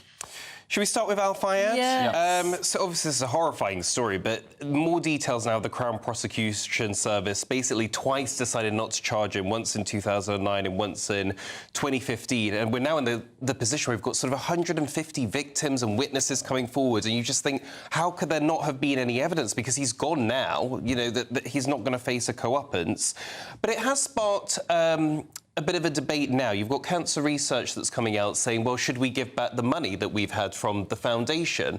Now, I very much feel, well, No. if you've taken that money, I think, you know, put it to good use. Yes, Don't exactly. give it back. Yeah, I mean, we had this debate after Jimmy Savile, didn't you? Yes. Because, in fact, amazingly, both men actually gave an enormous amount of money to charity. absolutely. Yeah. Enormous. I mean, we look back on it now and we think they were washing their reputation. Yes. Or, But nevertheless, this is money that people can use to do good, so no, keep the money. It'd be crazy to give it back, as you say, because otherwise you put the obligation on charities, basically, to investigate who the donors are. Mohamed Al Fayed was very weird from that point of view because he was known for giving a lot of money to children's charities. He was also one of those people, you know, when occasionally there is a story that hits the news about a child who's dying of something terrible, but actually what he needs is this unbelievably expensive operation, and, you know, £500,000 would do it. He was the sort of man you could go to and say, would you? And he would. He would, absolutely. And the fact that there are a lot of people who do it outside of the radar. Yes. I mean, he'd under the radar. And He would do some of that and also the thing. I watched every minute of the documentary and the harrowing stories that the victims were talking about. Some of them worked for him for like 5 years. And you think, well, my goodness, why couldn't they escape? Why didn't people listen? What's going to happen is that it's going to get more and more unpacked. Yes. People are going to come forward. They're going to raise those questions as to what happened, what was the response. Because for the first time they're going to feel that they might at least be believed. Yes. Because while he was alive, he clearly had a way of shutting people up. Yes, and interestingly was the same. I was discussing this with Lewis in the break because we both work in PR, you know, the sultans of spin, and you looked at basically the response from Harrods and the statement on that sort of side, because it was rather like ChatGPT, write an apology, and that's what they did. They sort of turned around and said, look, it's terrible for the victims and things like that. You deal with crisis management. What I read that statement from Harrods and I just thought, oh, this is textbooks. All of the courses I've been sent on for crisis PR, and I thought that this is just textbook. We'll be studying this on the next one. So it is interesting how much they're having to distance themselves but also show responsibility for the victims. Yeah, but they haven't denied it. You see, I was quite surprised by their statement in that most firms would say, well, we don't know all the facts and until we do, we won't say anything. But they didn't. They were right up front and said the Harrods of today is very different from under Al Fayed, and we are already dealing with this. We've already made compensation payouts. We are taking everybody seriously. I thought they were very proactive. There's no point them denying it at this point. He's not here, so, you know... Well, it is interesting, and it's a pity that he's not here, because... And this is part of the problem about defamation. He was notoriously litigious, and you can't defame the dead. Andrew, and that's the reality, yes. Can I ask you, as a lawyer, so Keir Starmer was head of the CPS, he was Director of Public Prosecutions in 2009, when the CPS was looking at the Al Fayed case the first time round. Downing Street says the case never passed Keir Starmer's desk. Yes. Would you have expected him, because Al Fayed was a high-profile person, He was, absolutely. the CPS has a dedicated high-profile department. Do you think that washes that excuse? I think, again, it's always the optics on this. It's about communication. What they have to do is make sure there's sufficient evidence, and it's regardless of who's in the dock. There has to be sufficient evidence for a prosecution to go forward. And we heard one of the terrible stories from the victim who said they got the date wrong and so on and so forth, a little bit confused. And so the CPS decided in that situation that there wasn't sufficient evidence. What they need to look at is that whole process. And as I say, trust comes in on foot but leaves on horseback. Yeah, but what Ben's after is, would Keir Starmer, as DPP, not have wanted to actually look over the case himself? Oh, we should have done. Well, I don't know I don't know the circumstances, whether it actually came on his desk. And he should come out. In the same way as Harrods have been brilliant in turning around and saying, look, we support the victims, it is appalling, we're going to help in any way to make sure, and it's a very different thing. The optics on that are very good. Even Lewis, if the actual file didn't physically drop on his desk, there is a separate department at the CPS for high-profile prosecutions. Surely, as the boss, you would have heard about Al Fayed's case coming in, even at, a coffee chat. Well, you have to make it your business, and if you're the top or you're the boss in any business, everything is your fault. Like, that's just what you get paid the big bucks for. So even if it didn't cross his desk, it's still him that should have, gone and found the file and put it on his desk himself. What worries me about this, and you say they've got a high-profile unit, is some of the evidence that I've read about here. It's like, well, you've got him banged to rights. Like, how could this not have... So was it that he was too powerful? You just thought, look, the lawyers will be too good. Some people are just untouchable, because if that's what it is... By the sound of it, he clearly had a method of shutting things down. People were scared, and it's supposed to be without fear or favour. You talk... I mean, some of the evidence from in the documentary, and it was unfortunately one-sided, because you need to basically turn around and say, well, who else is there? Also, what I didn't like was the lawyers who were going for compensation were there, and I say you have to make sure justice is done on both sides. We need to unpack. There are lots of questions. Question everything. OK. All right, Andrew Ebon, Lewis Oakley, thank you for your company this morning. Wrap yourselves up warm and dry, I guess, because it's going to be a bit miserable. Oh, yes, I've noticed. Did you notice? I'm suited and booted now for a Sunday. He got very wet earlier, rushing here, but thank you very much for doing so. Let's catch up with the weather forecast now. Here's Jonathan. Looks like things are heating up. Boxed boilers, sponsors of weather on GB News. Hello there, very good morning to you. Today is the autumn equinox, heralding in a new season.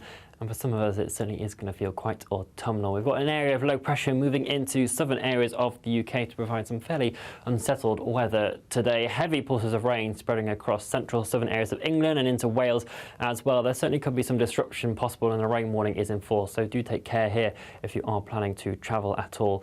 Some quite cloudy conditions across the northeastern areas of England and into eastern Scotland as well, providing a bit of drizzle, but some fine conditions for western Scotland into Northern Ireland as well, with some sunny spells throughout the day. And here temperatures could climb towards 18 to 20 degrees Celsius, but also 20 in the far south, but feeling a lot more humid here underneath all that cloud and rain. The rain will continue on as we head into the evening period as well. For Scotland, though, the evening is one of that east-west split continuing, so the best of the sunshine to end the day, certainly in the west. That drizzle underneath the clouds still possible further towards the east. Quite cloudy as well for down into Northumberland, parts of Yorkshire and Lincolnshire as well. That cloud and rain then across Wales into central areas could still provide some heavy bursts of rain. We might see some thunderstorms developing throughout the afternoon and evening today as well, and that's certainly something to take care of. It will eventually become a bit slow-moving through Wales into the Midlands, and another rain warning comes in force at the start of Monday as well, with further heavy pulses possible as we head towards dawn.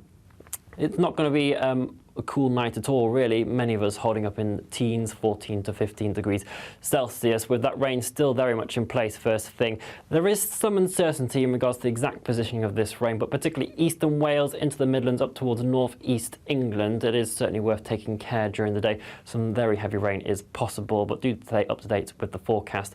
Some showers developing in the south, whereas it will be a little bit drier further towards the north, but we'll have that band of rain starting to push its way into the far north of Scotland, and that's a sign of things to come, with a northerly wind setting itself in, so things will be turning cooler over the next few days.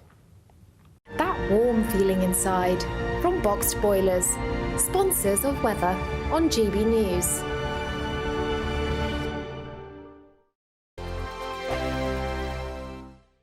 There's an incredible band. Good luck. Martin Daubney, weekdays from 3 p.m. What prompted you to go on your incredible journey?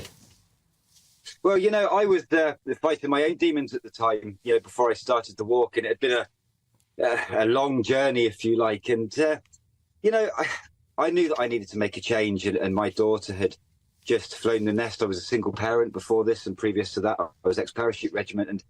And I knew that I needed to make a change, because if I didn't, I'm not sure where I would have been now, if that makes sense. So, yeah, something just came into my head at the very end of July and said, look, go and walk the UK coastline. And that's exactly what I did. And 6 years later, we've just finished. You met your missus on the journey as well, didn't you? So truly, Chris, a transformative journey for yourself. Yeah. Yeah, I mean, look, you step into the unknown like that, you know, you have no idea how things are going to work out. You go out with so little expectation, but only really with the aim to, you know, for me personally, to come back feeling a lot better than what I was before I left. And that certainly succeeded. So everything that happened along that journey was one big learning curve. And I got to learn a lot about myself, a lot about, you know, the public and people. And yeah, it was just a life-changing transformation for me. And, you know, I learned so much, and I know what I want to do with the rest of my life as a result of it. And I met the most amazing people, and, you know, I worked hard, 6 years of carrying your house on your back isn't the easiest feat in the world. I can promise you that. But it was worth every single step because, I rescued a dog along the way. I met my now fiancée, Kate Barron, along the way, and we had a baby together along the way as well. So to start in the position that I did and then end up with all of that coming over the line with me was just something that I never expected. And I couldn't have dreamed it up, to be honest. GB News, the People's Channel.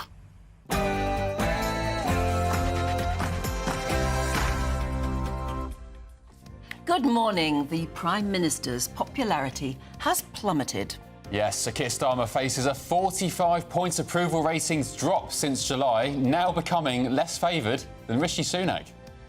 The party donor scandal continues as the Prime Minister is branded shameless because he was spotted with Sue Gray enjoying hospitality at a Spurs match just hours after Wardrobe Gate erupted. He's being dubbed Free Gear Keir, and it comes, of course, as the Labour Party set out their vision for the country at their conference, which begins in Liverpool today. And then there's the Tory leadership race, where former Immigration Minister Robert Jenrick has revealed that dozens of terror suspects, terrorists in other words, have crossed the Channel in small boats.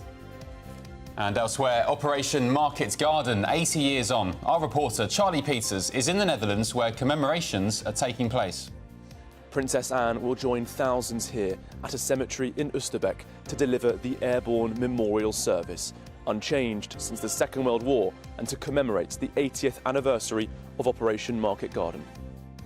Today is the autumn equinox heralding in a new season, and for some of us the weather is certainly going to be very autumnal, so join me later for all the details.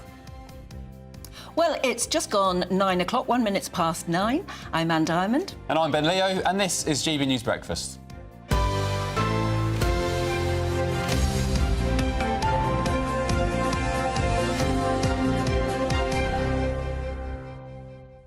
Very good morning to you. Well, the big story today is that the Prime Minister, Sir Keir Starmer, has suffered a 45-point drop in approval ratings since July, and that's according to a shock new poll, not by a right-wing publication, but by the Observer newspaper. It comes as the government is embroiled in the freebie scandal, as the Labour Party is due to start their conference in Liverpool later on this morning. Elsewhere in politics, leadership hopeful and former Immigration Minister Robert Jenrick has revealed dozens of terror suspects have crossed the English Channel in small boats. He claims that individuals who we know are linked to Islamic State and Al-Qaeda have waltzed into Britain. OK, let's get the thoughts now of GB News political correspondent Olivia Utley, who's on the ground at the Labour Party conference in Liverpool. Good morning, Olivia. Damning new poll on Sir Keir Starmer's approval ratings. Not the best curtain raiser for the conference today in Liverpool, no? Well, absolutely. Conference is set to start in just a couple of hours. And this really is a disastrous poll on Keir Starmer's popularity. We're used to disastrous popularity polls for Prime Ministers. Boris Johnson, Liz Truss, Rishi Sunak all saw their fair share of them. What's so different about this one is that Keir Starmer won an enormous majority just 3 months ago. In fact, the size of his majority was pretty similar to the majority that Tony Blair won back in 1997. And a few months on from that victory, his popularity rating was very high indeed. Now, how much does it matter? I mean, you could argue not very much. Keir Starmer can still push through very popular, unpopular legislation, no matter how much he's liked or disliked, because of that enormous majority in the House of Commons. But the danger is that MPs in the party, backbenchers, possibly even frontbenchers too, don't feel indebted to Keir Starmer. They don't feel as though Starmer won them their majority. They feel as though the Labour Party was popular, the Conservative Party was unpopular, and that's how they won. Now, looking forwards, that could be an issue for the Prime Minister. You could see a situation where MPs start plotting against him. We're not anywhere near that now, but to have such abysmal approval ratings, -26 with Rishi Sunak a point ahead on -25, doesn't bode particularly well for the next few years. Have an interesting day there. Have an interesting week there. Thank you very much, Olivia. It's very fascinating to see, it will be fascinating to see how Sir Keir Starmer and his front bench sort of cope with the fact that there's an awful lot of negative stuff about them at the moment, and yet they're walking in as the triumphant Labour Party, first time in government in years. But it might be very difficult. I don't think they'll care, Anne. I think there's a waft of arrogance from this Labour government. Keir Starmer's wife, Victoria, heading to London Fashion Week the day after Wardrobe Gate kicked off. What does that tell you? But surely they're learning that arrogance doesn't have a very good look about it. But I tell you what, we're joined now by somebody whose conference went brilliantly. I mean, my goodness, what a show that was. Thank you very much. Packed out as well, and professional and brilliant speakers. And it doesn't really matter what sort of your political leaning is. You couldn't help but think that was quite something. Does it feel, do you feel good about that and how it went? I mean, there were some 4,000 delegates in the hall, the tech, the lights, the colour. But guess what? It was fun. There was energy and enthusiasm. Do you know, I've even heard excitement. critics of you say that. Yes. On the radio, on certain radio stations that wouldn't normally be treating you nicely. It was, and that's fair enough. That's what politics is about. But we were celebrating our success in the general election, but also looking forward, looking at the disasters that have already befallen the country under this Labour government. You've been talking about the Prime Minister's approval rating, and we sort of set out the challenges, what's going wrong, the appalling withdrawal of the winter fuel allowance, the disastrous implications of net zero that I talked about, but also a sense of optimism. We're setting up hundreds of branches up and down the country. We've got a new constitution that was approved at conference yesterday, which democratises the party. So, yeah, we're looking forward with ambition, with optimism. And guess what? Competition's a good thing, whether it's against Labour or against the Conservatives. It makes us all perform better. And I think all the other parties will be looking at their conferences and saying, golly, ours are a bit gloomy. That looked rather fun and full of energy. Richard, sorry to bring this up in the aftermath of your successful conference, but I want to know the truth behind Ben Habib and reform, because Ben Habib on Friday was banging on about how the party needed to be transparent and the changes weren't going to be good enough. Aaron Banks retweeted him and said, how to spot a troublemaker who thinks he's important. What has happened? Can you just say once and for all between Ben Habib and reform? The joy of a democracy is that you can have different views about something. So the Constitution was approved, I think, almost unanimously by thousands of delegates yesterday. Of course, some people might say, well, I prefer this wording or that type of structure. That's fine, but it was approved in the Constitution. Life would be boring if we were all the same. Ben's very committed, he's very enthusiastic. We just happen to disagree on one view. And when conference delegates come up to me and say, can you please confirm that this new Constitution means we can't be hijacked by, bad elements, which can happen in growing political parties, that reinforces why actually this structure, this way of democratising the party is exactly the right one. So nothing particularly has happened? There hasn't been an incident between Nigel or Ben? We can have different views about how we do different things. And because Nigel said he's not even a member of the party, yet Ben Habib is doing rounds in the airwaves. We've got 80,000 members of the party, so I don't have the list in front of me. Who knows? What I do know is that we've got a hugely successful conference. I think on Friday we had 2,700 new members join in one day. Wow. It was our second highest ever. So there's incredible enthusiasm. You see we're going up in the polls in Wales, in Scotland, across the whole of the UK, and that's a reflection of people's recognition that actually that energy, that fun, well, maybe that means we do things quite well and we're talking common sense. Well, your whole message definitely was one of looking forward and looking up and having something to be hopeful about. I wish Nigel would shut up about Britain being broken. I just hate that phrase. But nevertheless, the whole atmosphere was up, up, up. What do you make of Keir Starmer, who seems to be the absolute polar opposite, is saying everything's doom, gloom and despondency and we're going to get worse? Things are going to be really bad. I think that's why it's rainy and gloomy today at the start of their conference, frankly, because, look, things are tough. Everybody is really feeling it. And we're just saying, look, with this government's policies, actually, things are going to remain tough. But we've got to be optimistic. You can turn this round. But you've got to have the right judgment. You've got to have the right empathy. And there's a story in the Daily Mail about the appalling judgment by the Prime Minister on the day after the horrific Southport murders, when he went to Southport in the morning, laid a floral tribute, got heckled by someone who said you'd got your photo op. And the heckler was right, because I was in the chamber at 6:30 when the Home Secretary came to give a statement with the names of the 3 children who were brutally killed. And there were MPs, I had a tear in my eye, hundreds of MPs were tearful. The Prime Minister should have been in the chamber with the nation mourning, as opposed to partying in the garden of Number 10 that he criticised the previous regime for doing. It showed a lack of empathy, a lack of sympathy and a complete lack of judgment. OK, I have admittedly, and you ran this morning, said, I just don't get this story. Why shouldn't they have had a gathering in the evening? But that sheds new light on it. The fact that was the point. We were there. It was so sad. We were all... There were tears welling up. The MP next to me, I nearly had to give him a hug. He was crying. And, the Prime Minister should have been alongside the Home Secretary, giving that statement, recognising the pain the whole nation. He must have known that the Home Secretary was going to give that statement. Of course. And the details within it. But he still went ahead and had that... He sent the Home Secretary, frankly, to do what was a tragic, difficult job. He should have been alongside her. And because she was up in Liverpool that morning as well, and they should have had the judgment to say it's not appropriate for the Prime Minister to be partying with his donors and his cronies in the garden of Number 10. It's about judgment and empathy and sympathy. He's a clever man. He's an intelligent man.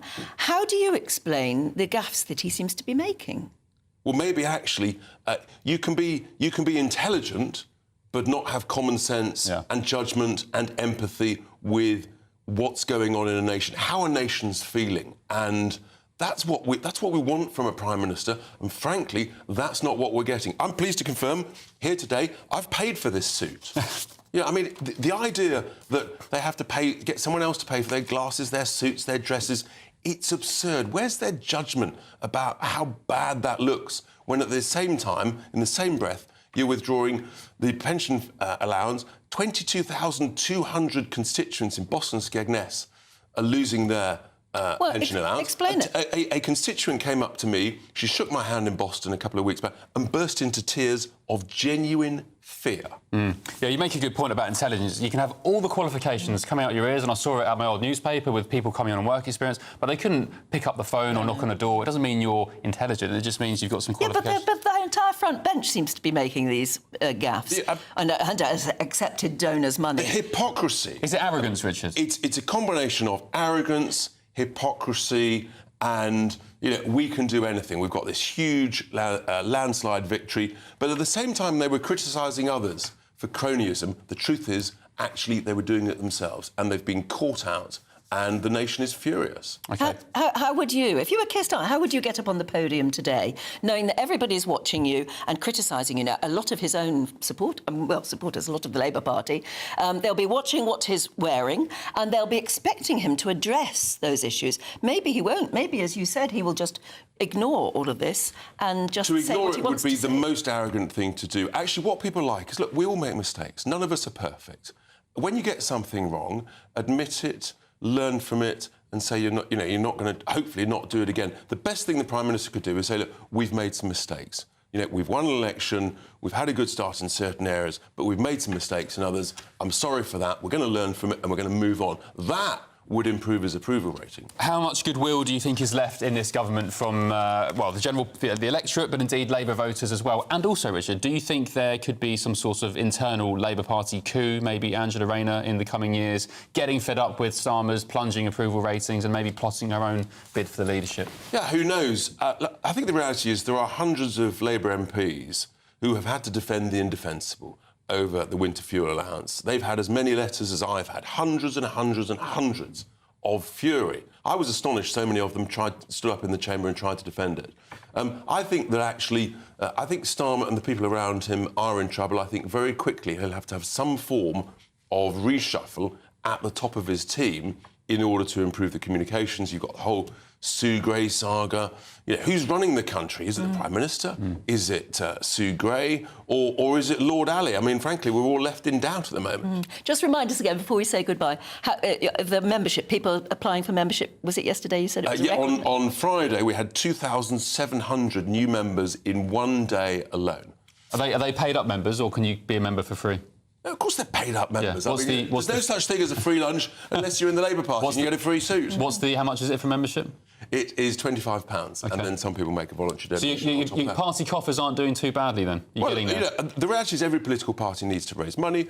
We're growing fast, and obviously setting up branches, etc. Nothing happens for free. Because you were criticised, the party, for charging people entrance to the conference, but I was kind of thinking, that's par for the course. Our entrance fee is the cheapest, I suspect, of all of the conferences. But I think people got huge value out of it. They went away buzzing, engaged in setting up branches. And we set a clear ambition. 28, 29, we're planning to win the next general election. All right. Richard Tice, Reform MP, thank you for joining us this morning. Appreciate it. Thank you. And, of course, after us this morning, it'll be Camilla with her programme. Let's cross now to Camilla, who's in Liverpool, of course, because that's the place to be at the moment. Camilla, hi. What's on your programme today? Morning. Well, I think we're going to be covering Donergate in some great length because we've got Bridget Phillipson, the Education Secretary, coming on. And she has been... found herself in the newspapers as part of this ongoing farrago because it's emerged that Lord Ali made a donation to her campaign and she ended up having a birthday party with other members of the cabinet, including Keir Starmer and Angela Rayner, that may have been paid for by Lord Ali. So we've got suits, we've got spectacles, we've got apartments both in London and in New York, and now we've got birthday parties being paid for by donors. Quite why these people, who are all on very generous salaries, can't pay for these things themselves, we continue to ask. So that will be the general mood in Liverpool. It's difficult for Keir Starmer because obviously this scandal is rather overshadowing things. So I'll be speaking to Bridget Phillipson about that. I've also got the Labour MP for Loughborough on, Javan Sander. He will be, no doubt, slightly embarrassed. I mean, he thought that he was following Keir Starmer in on a white charger, and in fact, he seems to be being led by donkeys. So we'll be asking him what his constituents think of all of this scandal surrounding donors, not least when, obviously, there are pensioners, 10 million of them, facing losing their winter fuel allowance. Lots of stories in the papers as well today, and I'll be speaking to Phillipson about this too, about VAT being applied to private school fees and the effect that's going to have on special needs children, on children on bursaries. Another report saying that 80,000 children may leave the private sector to go to the state sector. That will mean state classrooms will have to get bigger, so we'll be drilling into all of that. And Robert Jenrick is channeling his inner Nigel Farage this morning in the Sunday Telegraph, talking about this idea that criminals and indeed terrorists are coming in on small boats.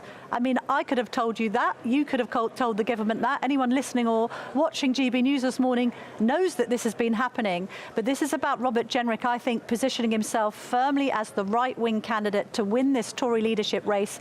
I'll be speaking to him about all that. I'll be speaking to Christopher Hope and a lefty to go with him to talk about what might be happening this week in Liverpool and whether the entire conference, frankly, is in danger of being completely overshadowed by Starmer's freebies, Sue Gray's future and everything else that has been in the papers this morning. OK, Camilla, sounds like a cracking show. Thank you for joining us. Have fun today. I'm sure that you'll be filling your boots with lots of interviews and scoops. Yeah, it's interesting, isn't it? As you said at the top of the show, from now on, any minister or Sir Keir Starmer will be judged by what they're wearing, where did it come from, what brand is it, how much do they cost? They're going to be under such heavy scrutiny. You wonder how they're going to play today. Well, we'll be finding out, won't we? Right, let's move on to the Great British Giveaway. Still plenty of time to get involved if you want to grab a chance to win that 36 grand. So it's, well, we keep saying it, but I suppose it's worth underlining. It's like having an extra 3 grand in your bank account every month for a whole year. Sounds really cool. This is how to try and get it. Desning Clark.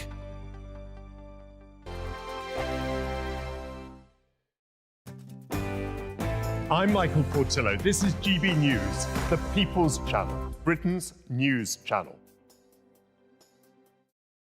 If you want your news to be straight talking, this is a nightmare for the Conservatives again. Down to earth. It's not just Nottingham where this is happening, is it? And most importantly, honest. Hard-working, middle-class taxpayers, they'll get their book thrown at them. They catch me, Martin Daubney, Monday to Friday, 3 till 6 p.m. on GB News, Britain's news channel.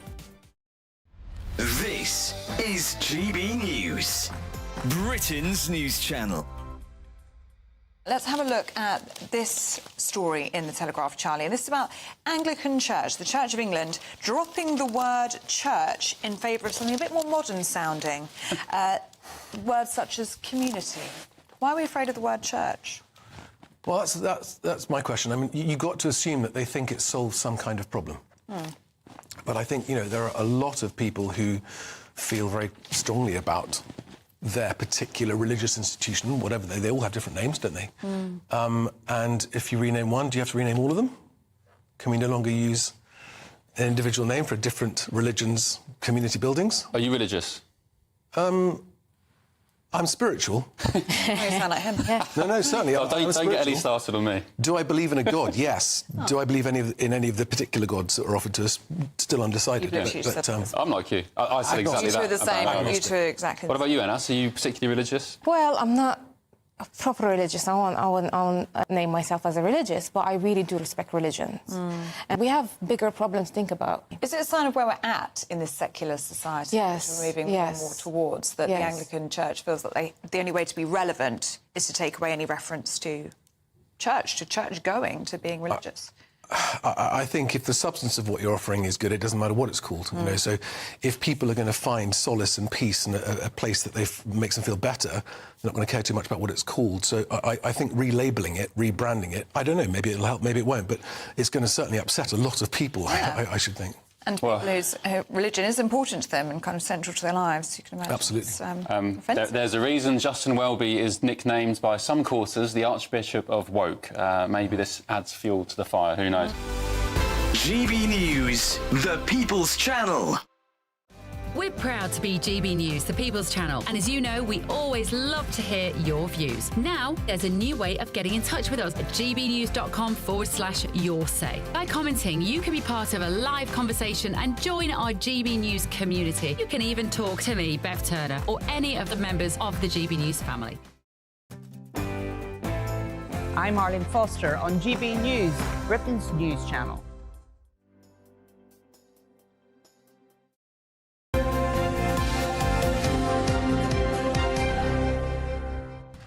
Welcome back. Let's cross now to Oosterbeek in the Netherlands at the Airborne Cemetery, where Charlie Peters, our man on the ground, is commemorating and reporting on the 50th... is it the 50th? 80th. 80th, beg my pardon, of Operation Market Garden. Charlie Peters, good morning. What's the latest? Good morning to you both. Well, the pipes and drums of the Pegasus Band, a local band, are playing loudly here at the Oosterbeek Airborne Cemetery ahead of a memorial service which is set to start in the next 45 minutes. People have taken to stand now as the arrival of the veterans from that period enter. The Princess Royal, Her Royal Highness Princess Anne, will be joining shortly alongside the Chief of the General Staff, Sir Rowley Walker, and Air Marshal Stringer of the Royal Air Force. We're also expecting to have Colonel Commandant of the Parachute Regiment, Major General Oliver Kingsbury, as they gather to commemorate the 1,600 war dead here at this Commonwealth War Graves Commission site, this cemetery in Oosterbeek, where 80 years ago some of the fiercest fighting in Operation Market Garden occurred. They landed some 8 miles away from Arnhem, the bridge too far, their target in that audacious airborne spirited assault. They had to march through Oosterbeek to get there, and they had to fight through it to get out. They were buried in there, fighting desperately, and the local people are gathering here, as they do every year, to commemorate that valiant service. Now, after the service, the Princess Royal will pay a private visit to the home of the daughter of the Angel of Arnhem, Kate ter Horst, who bravely tended to hundreds of injured British soldiers during the battle. That represents the strong relationship, or the Anglo-Dutch relationship, which is signified by this ceremony, but also the week-long celebrations we've seen here in Oosterbeek and around Arnhem. The Dutch are flying the flags of Pegasus, the symbol of British airborne forces. They celebrate this battle, they commemorate and they remember those who fell, in a clear sign of thanks to those who freed them from their Nazi occupiers. OK, Charlie Peters on the ground in the Netherlands. Thank you. Spine-tingling images. Again, I get goosebumps every time I look at those scenes. Yeah, I think it's really great that we're covering it, actually. So important, the 80th anniversary of that remarkable Operation Market Garden, in which we lost so many people. Yeah. And look, it's just so moving to see people finding the gravestone they were looking for. It means something to them. Yeah. We'll be crossing back, of course, throughout the morning, as you can imagine. Right now, we're going to say goodbye, and we'll find out what the weather has in store for you. A brighter outlook with Box Solar, sponsors of weather on GB News.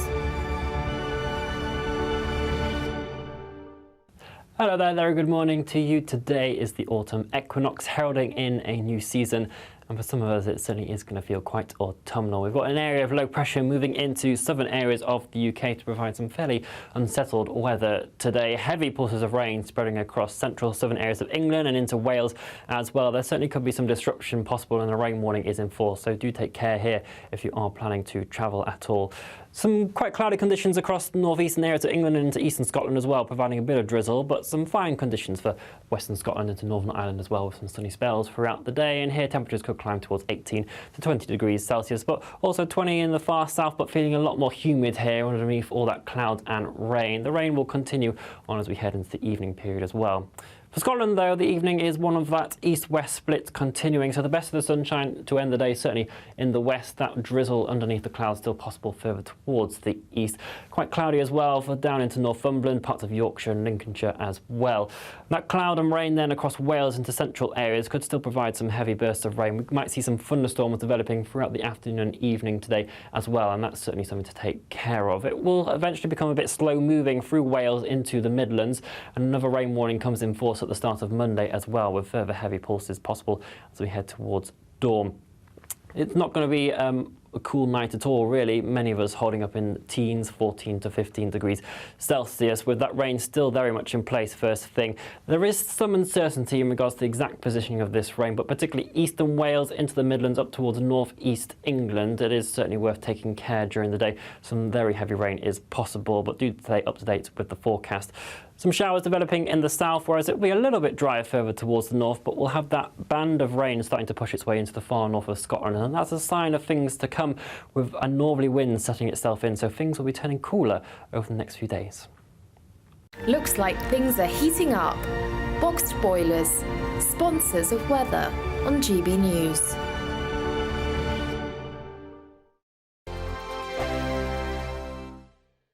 Tune in to Friday Night Live with me, Mark Dolan. GB News royalty with your perfect start to the weekend. Lucky us. Feisty and fearless guests. Well, I'm a normal person.